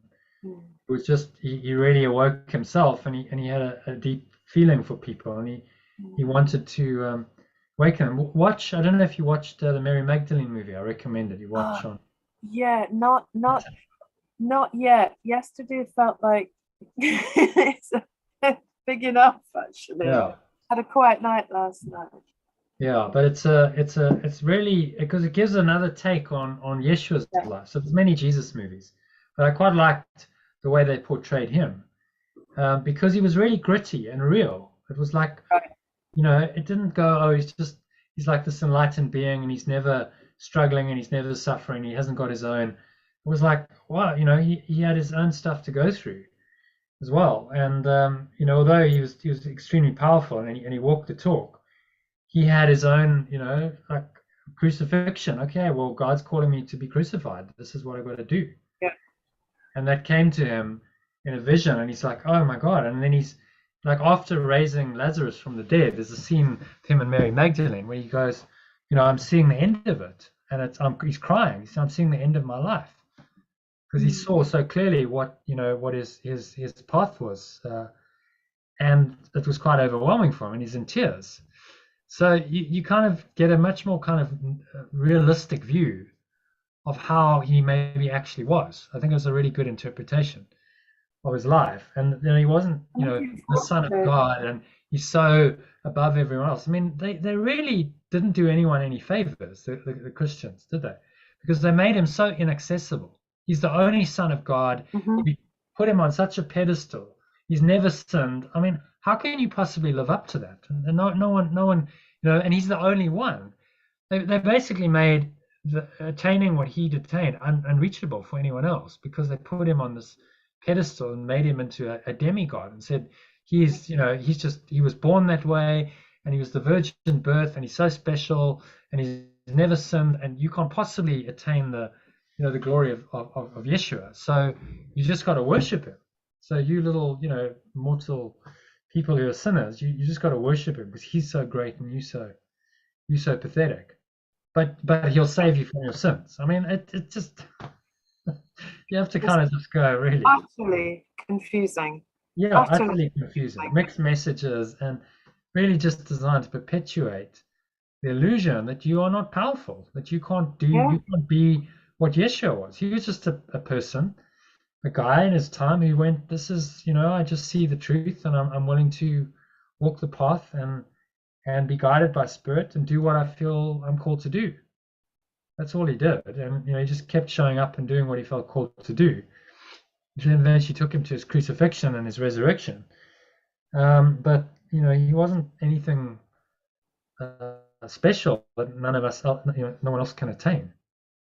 Yep. So I think he's saying, look, this is the middle way, and just be normal, and you'll be most helpful to the Spirit that way. I think he didn't set himself. He never said, I'm the only Son of God. That was entirely people's fiction that they made up about him. And what's interesting in the Mary Magdalene movie is none of his disciples, except Mary Magdalene, really understood what he was teaching. None of them got it. They were all confused. They had all kinds of misconceptions about what he really meant. And then that goes out, and then that's taught as Christianity, these misconceptions.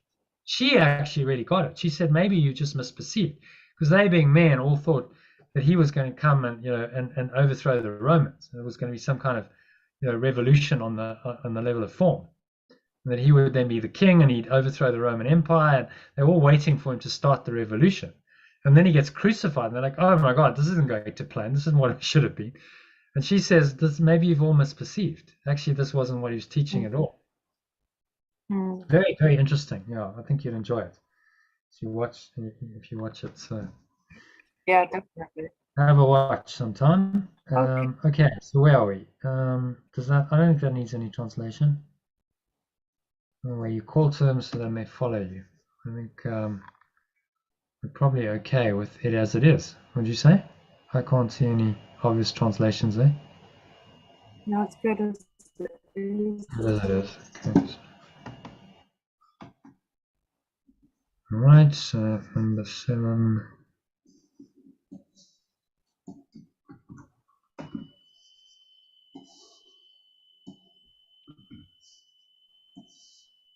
Okay.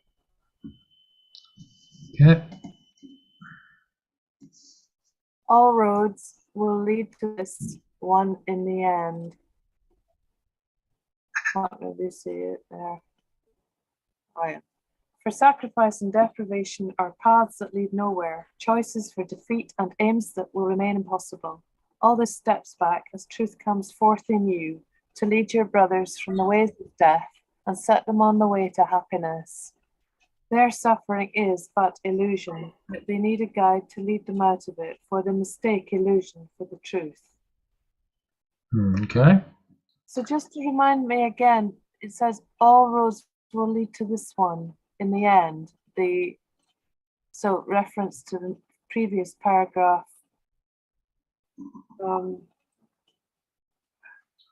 Yeah. What's he saying in the previous one? Number 6. Number 6. The road leads past illusion now. While on the way you call to them, they may follow you. Right. Okay. So all roads lead to the truth. All roads lead Lead to to the end. past illusions. To- Yes. Okay. To this road. Yeah. Is he referring to the road or the ultimate destination? Speak to them in order for the road leads past. Yeah. So it's referring to the road leads past illusion. Yeah. All roads will lead to this one in the end, the road that leads past illusion, and on the way you call to them that they may follow you. So is he saying that all roads lead to this road that leads past illusion? No. So eventually, if you keep on the spiritual path, you're gonna get on the one road that's gonna lead you out of the world. Yeah. And that, to shortcut it is always the path of letting go. Mhm. However you do that. You could do it in a Buddhist setting, or you could do it through Course in Miracles, or you could do it through Advaita. In the end, it comes down to one simple thing: can you let go of the thoughts and emotions, negative thoughts and emotions that make up your ego? That's all. All roads lead to that one in the end. So it's a remarkable similarity in all the spiritual paths. At the highest level, they all say the same thing. It's slightly different language, but they're all saying, letting go. You've got to let go of all of it. You've got to surrender to God. It's phrased in different ways.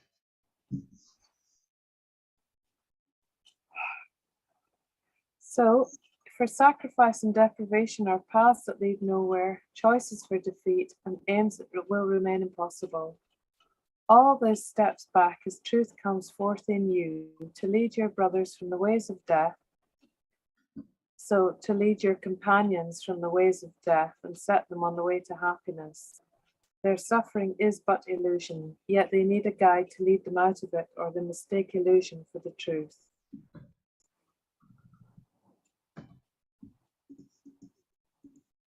Yeah, doesn't need a lot of translation, but just a little bit there.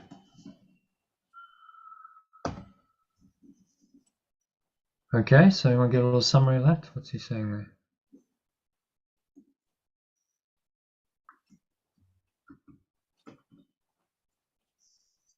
Can you, for all the suffering, all roads lead to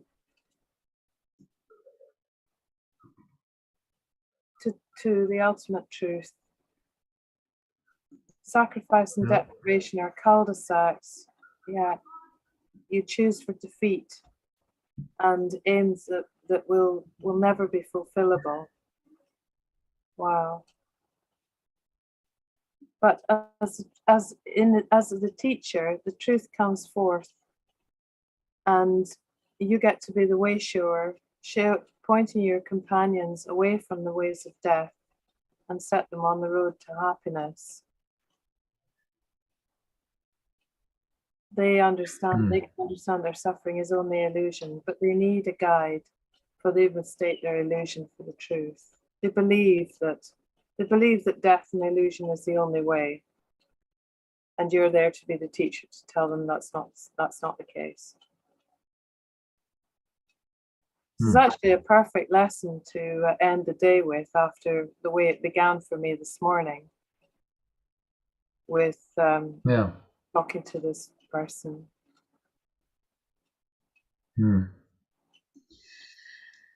That's how it goes. This course is amazing. It works with you. It is.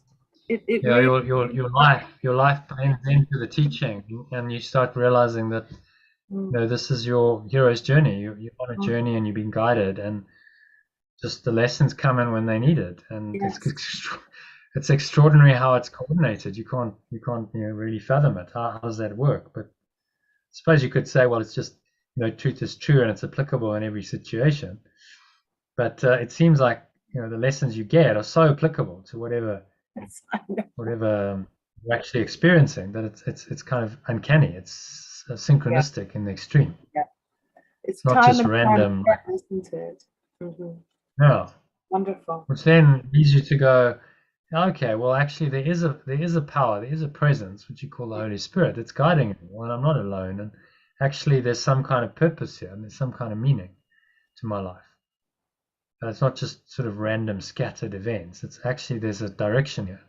I'm going now. Finally, I'm going towards the one universal goal.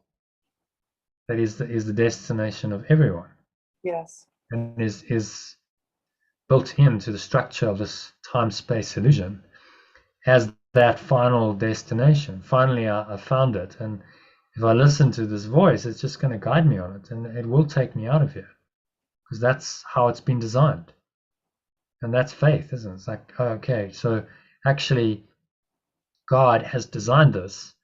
Like ultimately we can't lose ourselves in a dream forever. That's the program. We can't be forever lost in this dream world. We must ultimately wake up. That's the call of the ages, and that's the ultimate purpose of the universe. Yeah. Time and space. Okay, so number 8, such as salvation's call. Such as salvation's, or what such as awakening's call, and nothing more. It asks that you accept the truth and let it go before you, lighting up the path of ransom from illusion. It is not a ransom with a price. There is no cost, but only gain. Illusion can but seem to hold in chains the Holy Son of God, or hold in chains the extension of pure formless awareness. It is but from illusions that he is saved. As he steps back, he finds himself again.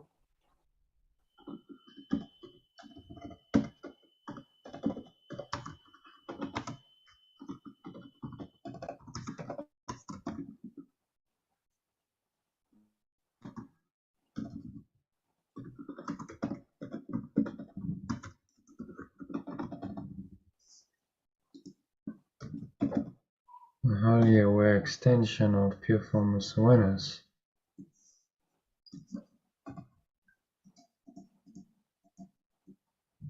It is only from illusions.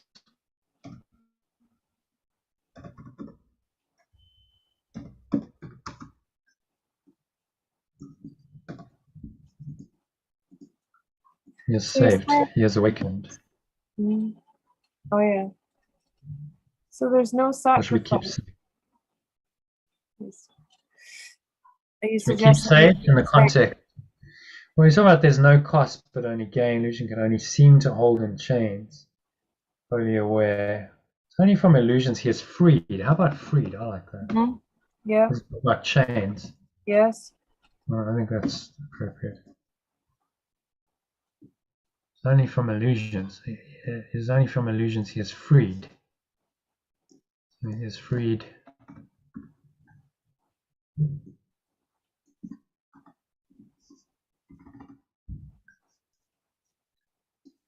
So he's saying Read there's really from it. no loss, there's no sacrifice. Yeah. As As they they step step back, he finds himself again. So, as they recede. yeah, step back is as they recede, as they are let go of, as they are released. As they're released, he finds Yeah. himself again. Yeah. As they are released,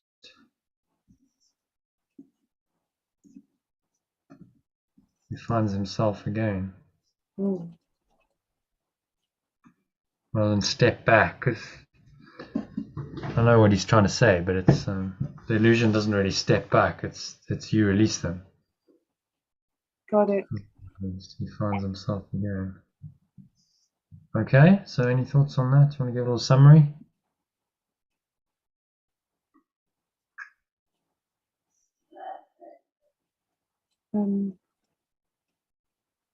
Saying, accept the truth.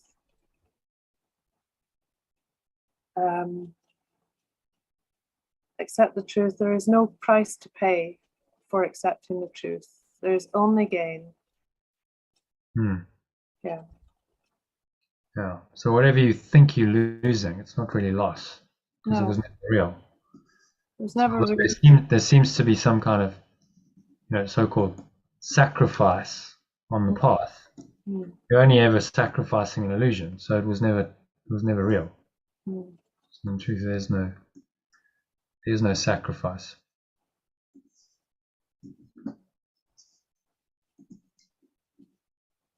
Okay, so walk safely now. Walk safely now, yet carefully, because this path is new to you, and you may find that you are tempted still to walk ahead of truth and let illusions be your guide.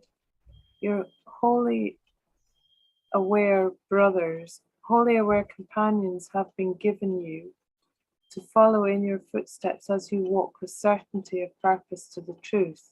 It goes before you now that they may see something with which they can identify, something they understand to lead the way. It goes before you now. So what goes before me now?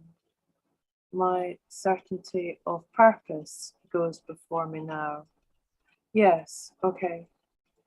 And that's true. You kind of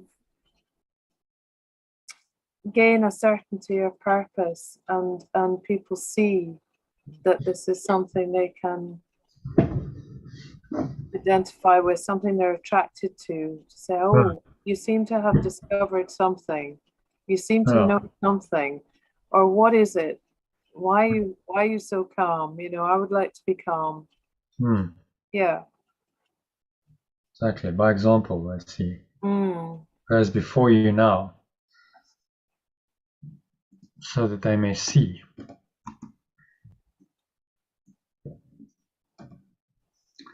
Something which they can identify, something they understand to lead the way. Mm. It's a kind of gentle warning. Just walk safely, carefully, on this new path. I like this. Because, yeah, today I did feel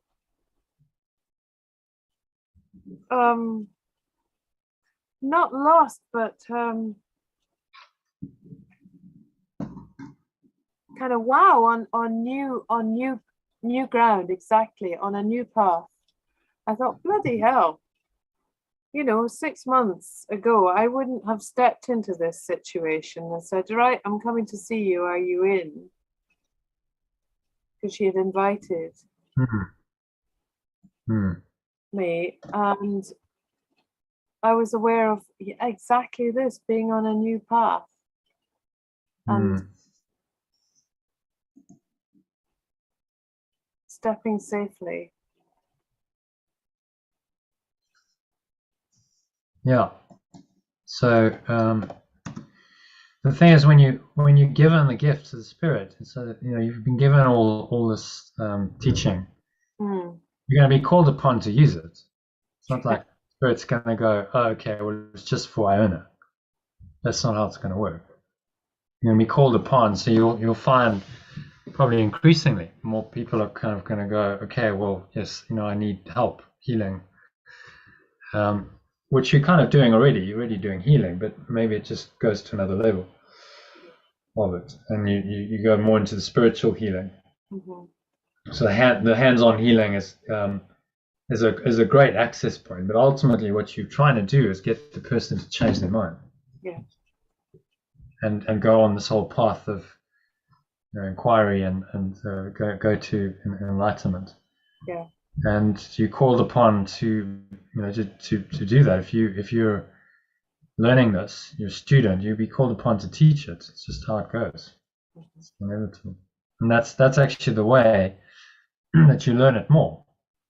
So to advance in your own practice, it's no longer okay, just studying it myself and I'm a bit too nervous to share it with anyone. You're actually called upon to go out and teach it so that you really learn it in the teaching, and that you're saying, yes, I have the courage to really stand up for this and say, yes, this is what I believe in. And not everyone's obviously gonna like that, but fortunately in today's world it's pretty benign. I mean, if they don't like it, no one's going to kill you.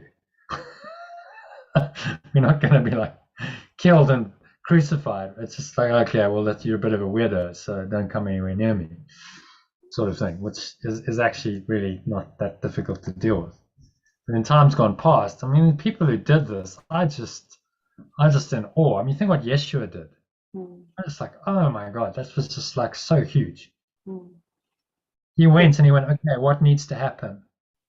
And it was like, I think it became clear to him that in order for this teaching, his teaching, to become a world teaching, to really get out there, he needed to be crucified. I think he was very clear on that. And he didn't do it because I wanted to be a martyr, or it was like, in order for me to really demonstrate this, I need to walk the talk, I need to go through the whole suffering, I need to resurrect, because that will make my disciples believe, and that will take this out. They will then be so filled with the Spirit that they will take this out and they will take it to all the known world and teach this. And this is how this teaching is going to spread. And if I don't do this, then it's not going to spread. This will simply I'll just be another another teacher in history who's a side note, a footnote in history. Oh, there was once a teacher called Yeshua who had a few followers in Palestine. And if he'd run away, the extraordinary thing is that moment of decision where he was called upon to stay or run. He was in the garden. He knew they're coming for him. And he stays and he faces it. He goes, this is going to happen. I know exactly what's going to happen. I'm going to be crucified. It's going to be horrific and bloody. And yes, my body's going to suffer. And yet I will go through it because it's necessary for the whole plan. I mean, that's just got to be the most courageous thing anyone's ever done in the entire history of the world. Just extraordinary. You think of that. To sit there, people go, oh, well, he was the Son of God. He sat there and he was like, okay, I'm praying and I'm just like, I know it's going to be suffering. People say he didn't suffer. I'm sure he suffered. He still had a body. He would have felt the pain of that. And yet he goes, I'm going to do this because this is the only way that this teaching is going to go global. This is going to become a world teaching, and people in thousands of years will still be teaching this and talking about it. And we're a testament to that. Like I'm speaking about the experience right now. If he'd never done it, if he'd run away, and he could have, his disciples were, we got to get him out of here, get him into Judea, and we can lose him in the hills and they'll never find him. If he'd done that, we never would have heard of him. It would have been a dead duck. Yeah. So just I think you just have to be really grateful for what people have gone through before you to bring this teaching to you. It's like, okay, look at what he went through to bring it. I think maybe we should honor that extent of courage and to go to those lengths, to just actually honor that and learn his course. That's the least we can do.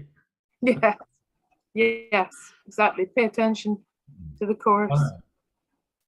Wow. It's just he's not asking us to be crucified. He's just saying, just follow my example and listen, listen to my teaching, and then you're doing me honor. Yeah. That's all I'm asking of you. Okay, so number 10.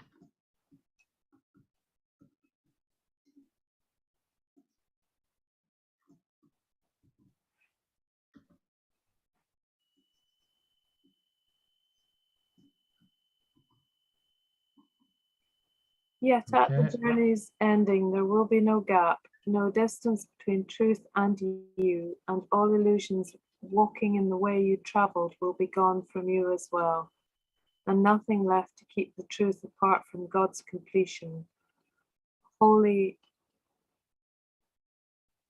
as himself. Perfect love. Completion. Wholly aware as it. Yeah.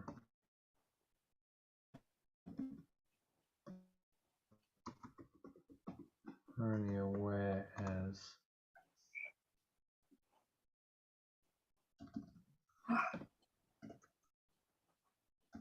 itself.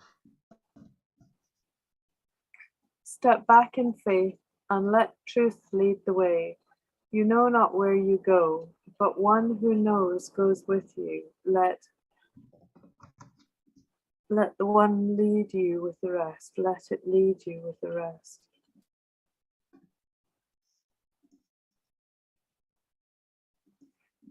Be back in a minute, John. I'll comfort stop. Okay.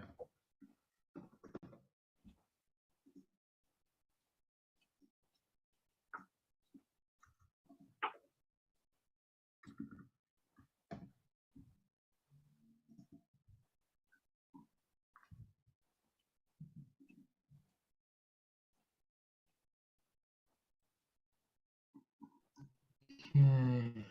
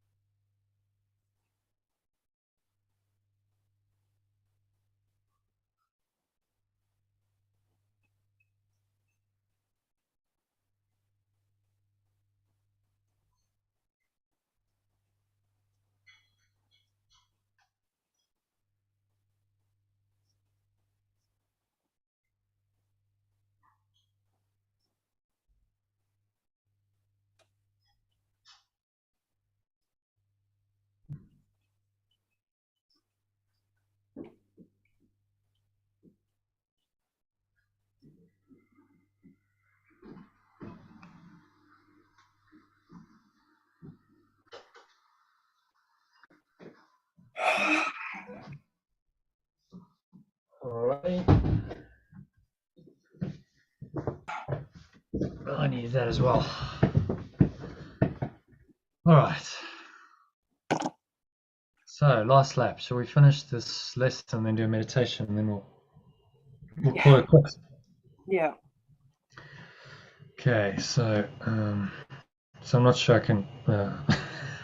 Well, I probably could. I could do the text, but it's going to take us until 1 o'clock probably, or more. Yeah. Okay, so where are we? Number 10. Happy with number 10? Yeah, there will be no gap. Yep. You do not know where you go, but one who knows goes with you. Let it lead you with the rest.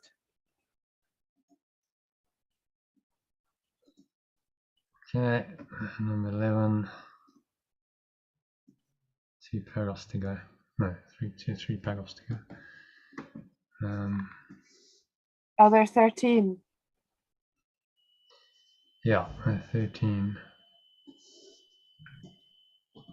So, just need any translation. Let's have a look.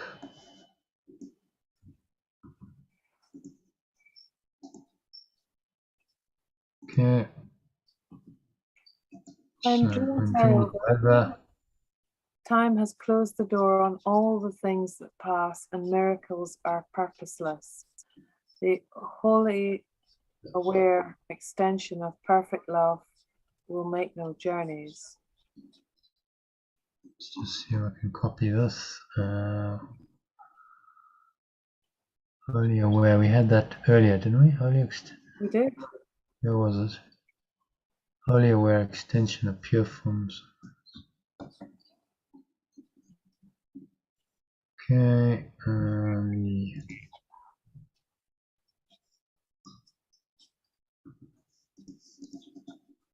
Or we could make it, what do you think? Wholly aware extension of pure formless awareness?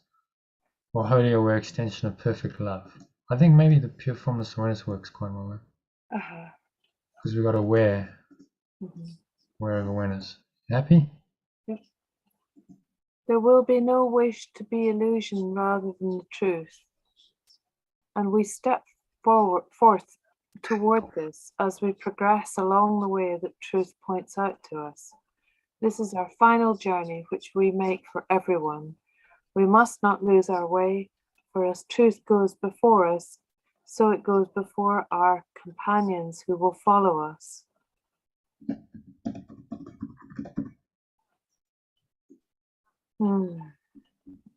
Miracles.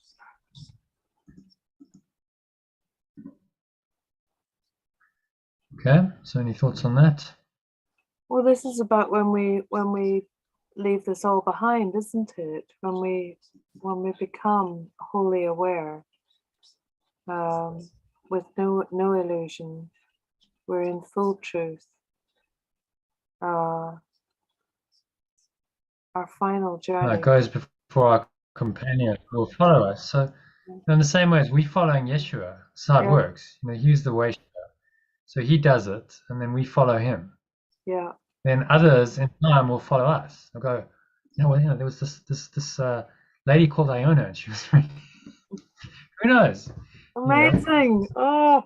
Who knows? Yeah, because then you become the inspiration for a new generation of seekers. So and you were just a person who was trying to find the truth like everyone else, but that can be inspiring for others. So this is what he's saying. And you want your life. I mean, if you have a legacy, wouldn't you want people to go, you know what, Iona stood for the truth? Definitely. That's really the legacy, isn't it? I stood for the truth and only the truth, and I was an inspiration to those who wanted the truth and only the truth. Those who didn't want the truth, they didn't necessarily like me, and I'm quite okay with that, because you have to be. But yeah, you do. There was truth there, and that's what I dedicated my life to. And what else can you really do with this life that you have? That's the only thing you're called to do. So that's really in the end that's the whole meaning, the whole purpose of our lives here. And think about when you finally at your funeral, what will people say? What would they actually say about you? What would your legacy be?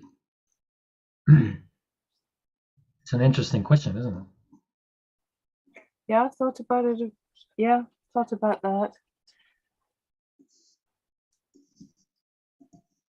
Someone who stood for the truth, who spread love and light and joy in the world, or just another kind of lost, confused person who didn't really stand for anything, didn't really know who they were.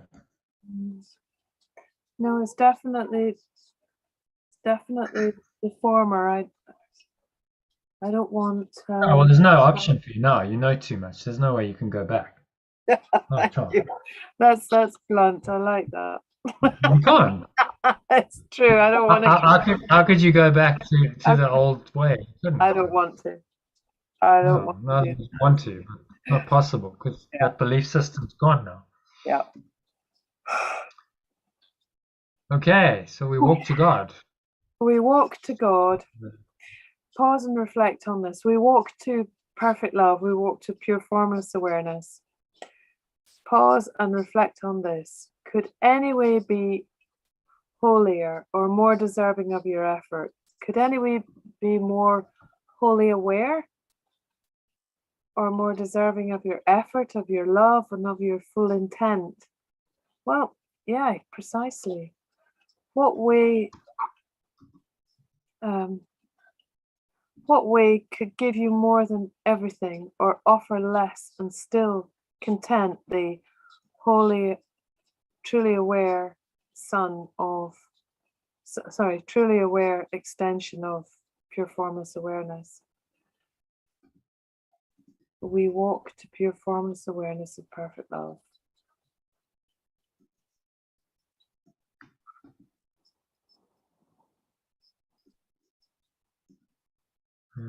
Where's that extension? That wholly aware extension of pure formless awareness. Okay.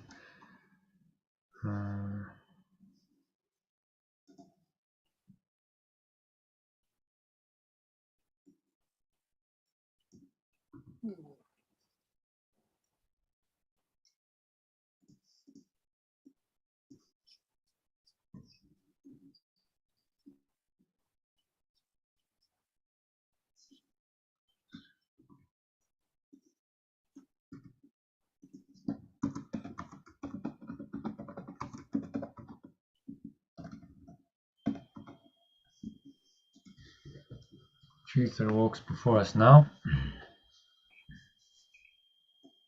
The truth that walks before us now is one with it and leads us to where it has always been.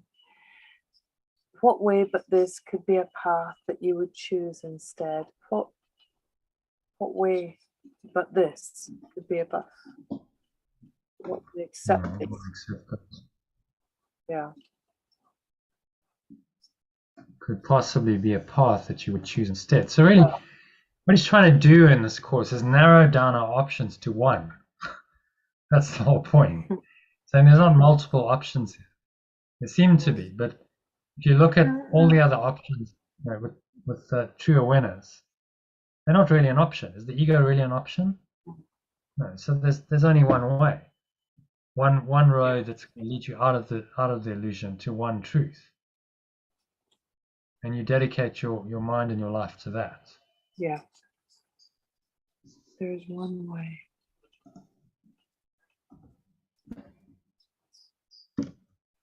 And he's just always trying to bring us into that awareness. Okay, there's only one way here.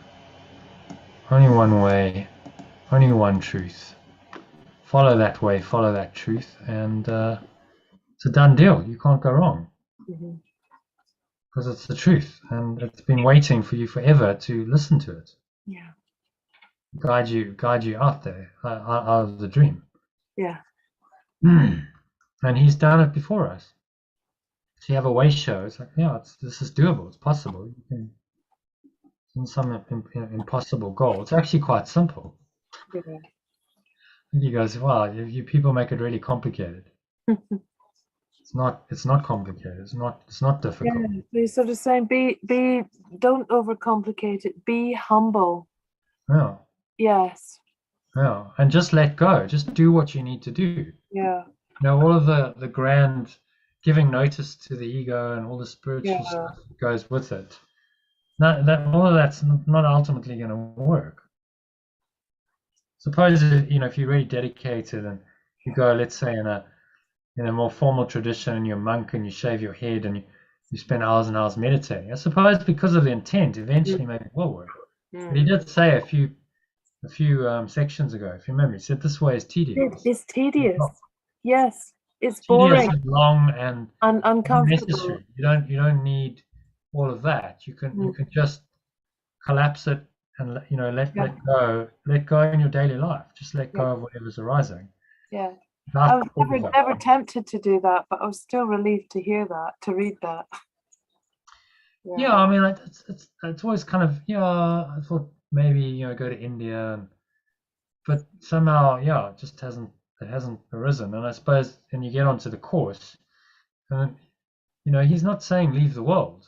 No.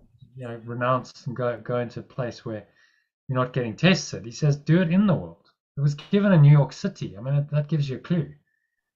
Sure does. Do it, where you are in the world, wherever you are.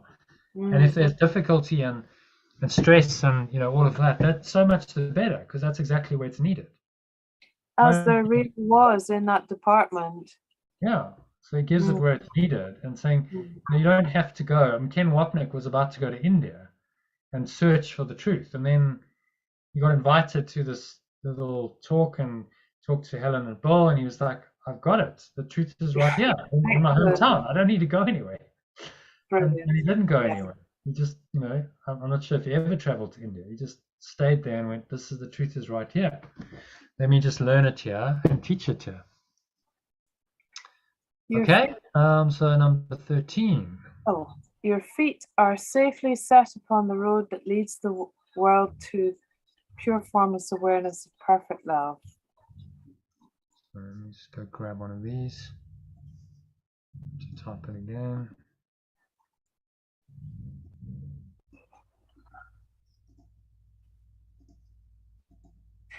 Look not to ways that seem to lead you elsewhere. Dreams are not a worthy guide for you who are the extension of pure formless awareness.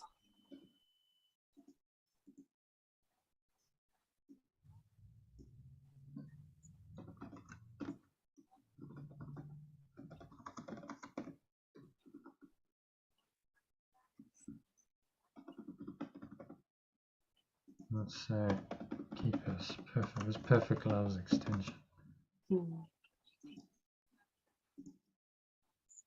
Oh.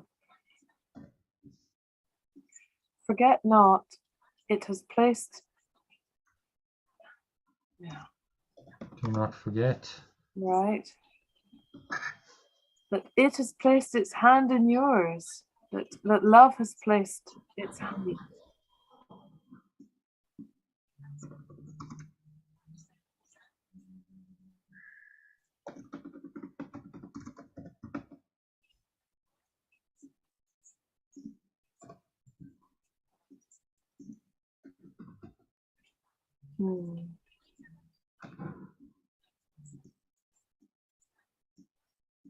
And given you your companions in its trust that you are worthy of its trust in you.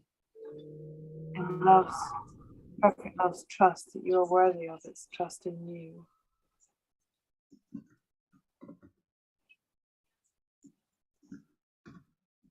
It just skips, there's another he in that, yes, his trust. It's trust.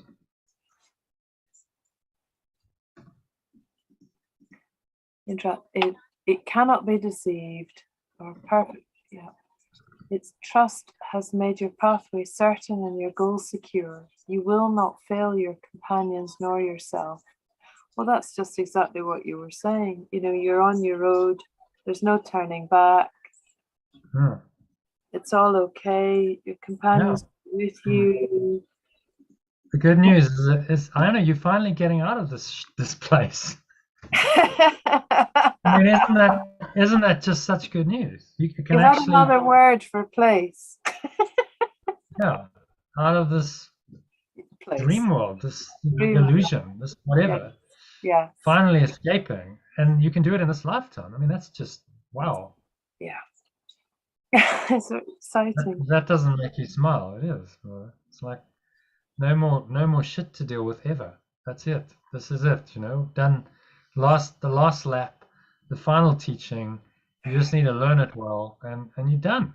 Wow, that's just so exciting, I think.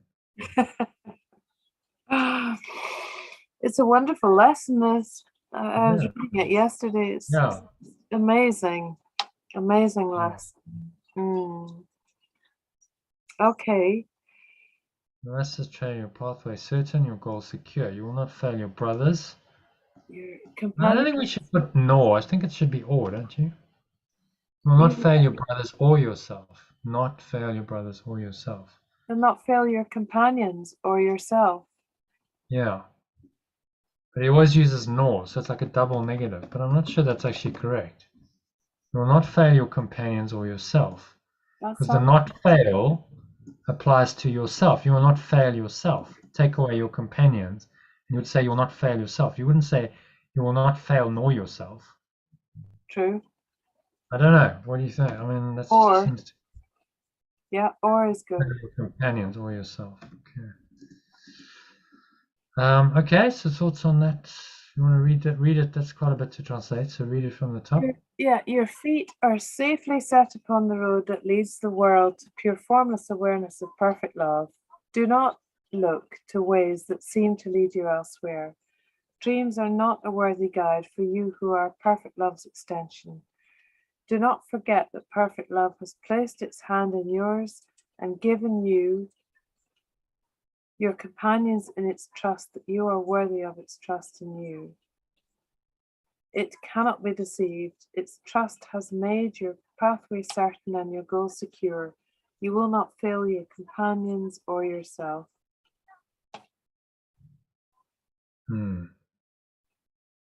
Yeah, just he's giving us a little pep talk here, isn't he? Saying you will not fail. Yeah. Just trust. Trust me, you will not fail. You cannot fail. It's a done deal. You know, you're on your path. And just keep walking. Just keep walking the path. Yeah. Keep You don't going. need to look anywhere else. You don't need to look anywhere else. You don't need to go anywhere else. Just keep walking this singular path back to truth. And it's a done deal. You can't fail. Because the ego is very cunning. It'll go, oh no, this isn't the answer. Look somewhere else. Yeah. Look outside. Look somewhere else. Because obviously it doesn't want you to find the answer. So people find the course, and for a while it works, and they start looking around, trying to find something else. Well, maybe the course is too easy, or the course is too hard, or whatever the reason is. For some reason they stop. Yeah. Because the ego doesn't want them to continue, because it knows this is it. It's game over. It's the end of the whole dream. Well, this was a long one. Did I do this one on my own? Well, it was a long one. 20 paragraphs this one was. Bit of a monster. Okay, so I'll step back and let him lead the way. So you want to read the last bit? And now it asks, but that you think of it a while each day. And now perfect. I think let's take out let's just do a pure form noise. Yeah. I think it's starting a sentence with it is starting a new paragraph with it. Not necessarily the best idea. Sort of works better with he. He asks. It works better, but it doesn't really do it for me anyway. Yep. And now pure formless awareness of perfect love asks that you think of it a while each day, that it may speak to you and tell you of its love, reminding you how great its trust, how limitless its love. In your name and its own, which are the same, we practice gladly with this thought today. I will step back and let perfect love lead the way, for I would walk along the road to it.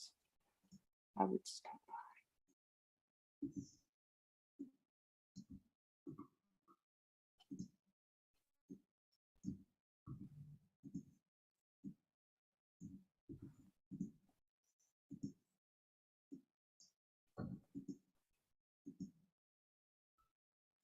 landing on this thought today. I will step back and let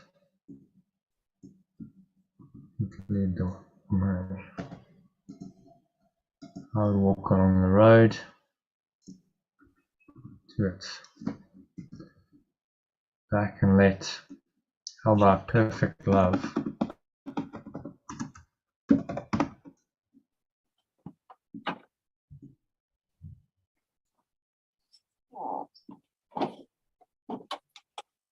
I'll step back and let perfect love lead the way, for I'd walk along the road to it.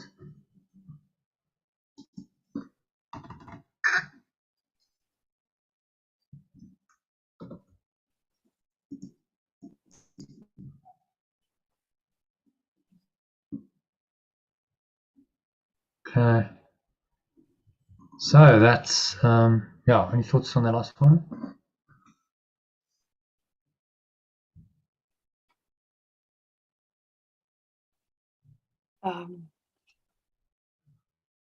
In your name and its not own, which are the same, we practice gladly. I will step back and let perfect love lead the way. I will walk along the road to it. Just repeat frequently.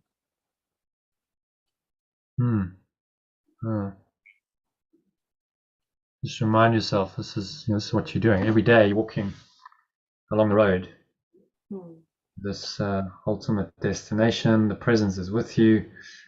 And every experience you have is guided by it. What else could you ask for? What a relief. No, it is rather. No, I need do nothing. It's just listen and be guided. So you'll be shown, where you need to be, where you need to go, what you need to do, what you need to say. Everything just happens through you. It's only your resistance to that that's the problem. Yeah. Okay. Okay. So any comments or questions on this? Are you happy? Good one. Nice lesson. Yeah, one of my favorite lessons actually. I like it. It's really fun. Very much. Step back and let it lead the way. So, do you want to do a meditation? Really, meditation would be a good way to close this day. Close it. Yeah. Okay. So, okay. Just making yourself comfortable. Sitting each shoulder width apart. Back straight, cup your hands in your lap. Close your eyes. And start off by taking a nice deep breath in through the nose. Just breathing in, noticing how the stomach rises and the chest rises and the subtle flow of air in through the nostrils. Just pausing at the top of the inhale, clench the sphincter muscle to lock the energy in, draw the energy up the spine to your heart center. One hand on your heart, connecting with your heart space.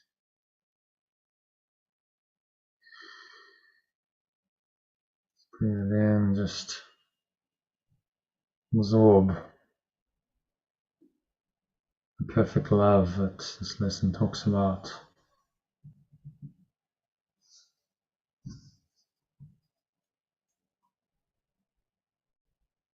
Remind yourself, I will step back and let this perfect love lead the way. I would walk along the road to it. So it's an invitation to this awareness of love's presence, the Holy Spirit to come in and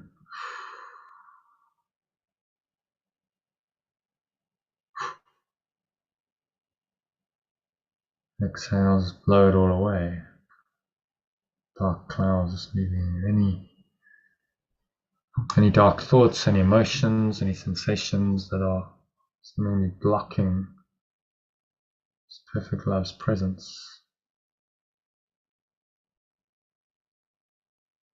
Let them go.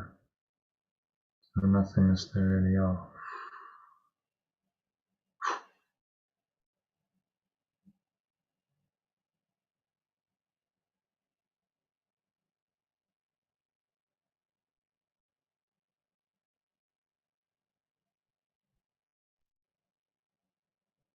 There's nowhere else to go, nothing else to do,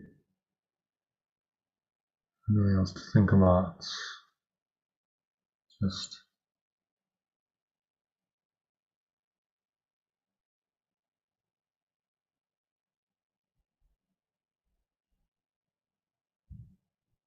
breathe, relax, be still. Just observe your breath, breathing in and out through your nostrils.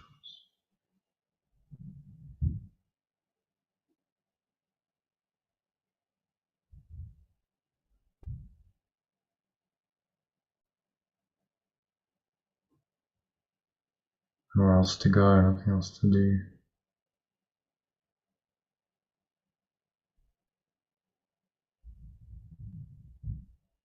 Nothing else to think about.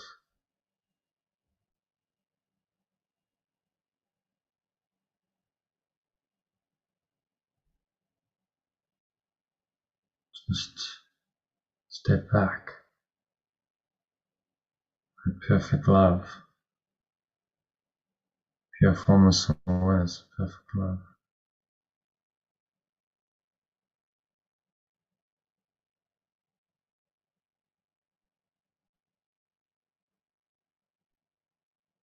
I would walk along the road to it. There's no other road you wish to walk.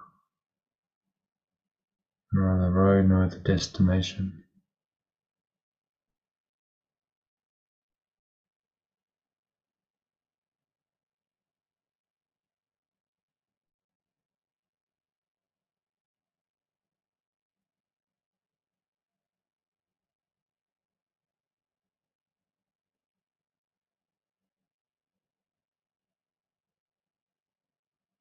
Any thoughts arise, something to disturb this deep peace. Find yourself that I will step back. The I, little self, will step back.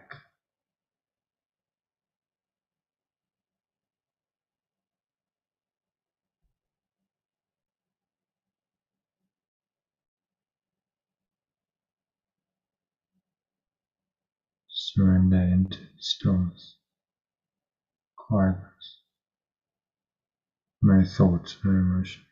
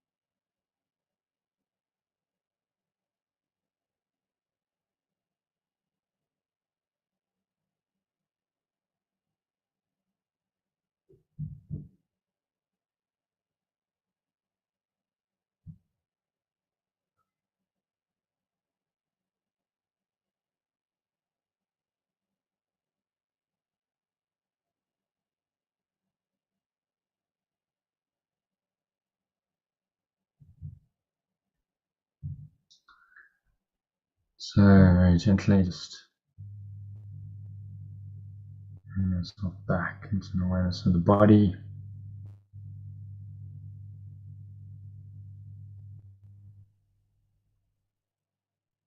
Breath, senses in the world.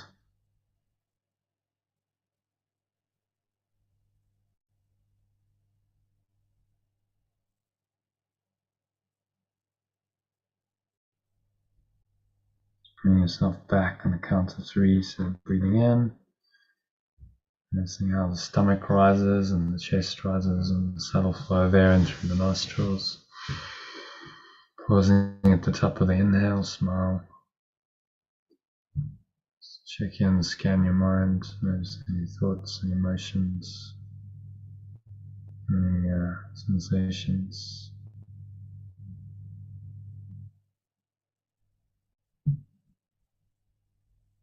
And if there's anything that's all negative, limiting, contracted, constricting, it's out of accord. Love's presence, just observe it.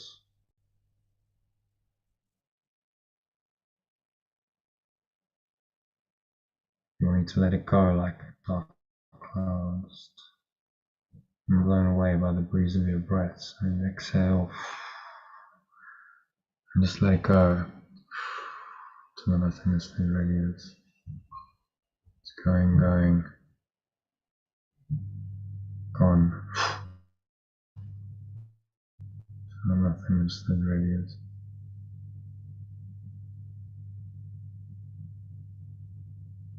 And it'll go. Resting in the peace and the silence. Count of 2, notice the weight of your body. Pressing down into the chair, your feet touching the ground. Notice what you're feeling and touching.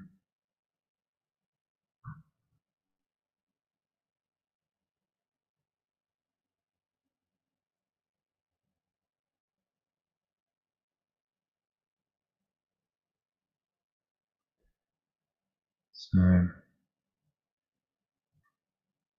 connecting the underlying awareness behind all your sensations, behind the breath and touch, every feeling, tasting, smelling, hearing. Lies this deeper awareness, pure, formless awareness.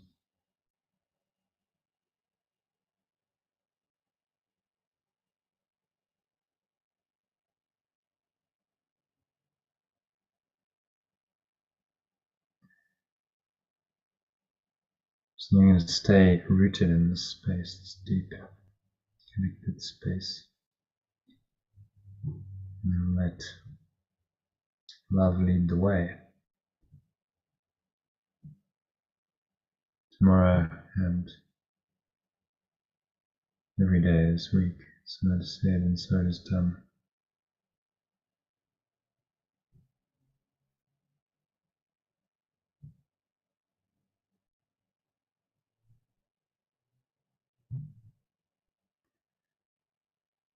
So with that intent, stay rooted in pure formless awareness of perfect love, which is the truth about you.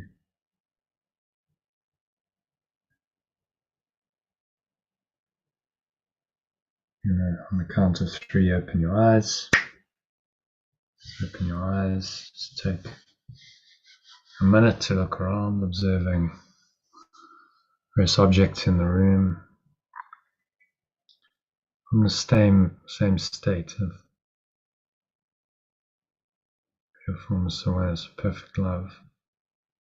It's a very calm, surrendered state. You recognize it by its underlying calmness, peace.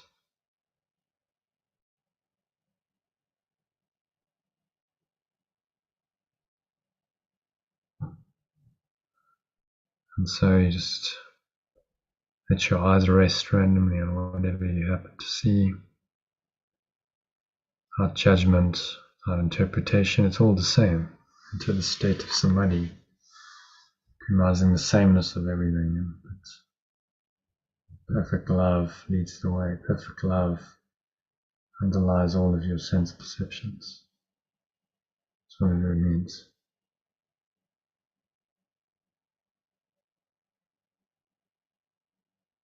So stay rooted in this perfect love from the rest of the evening and on into tomorrow. So said, so is done.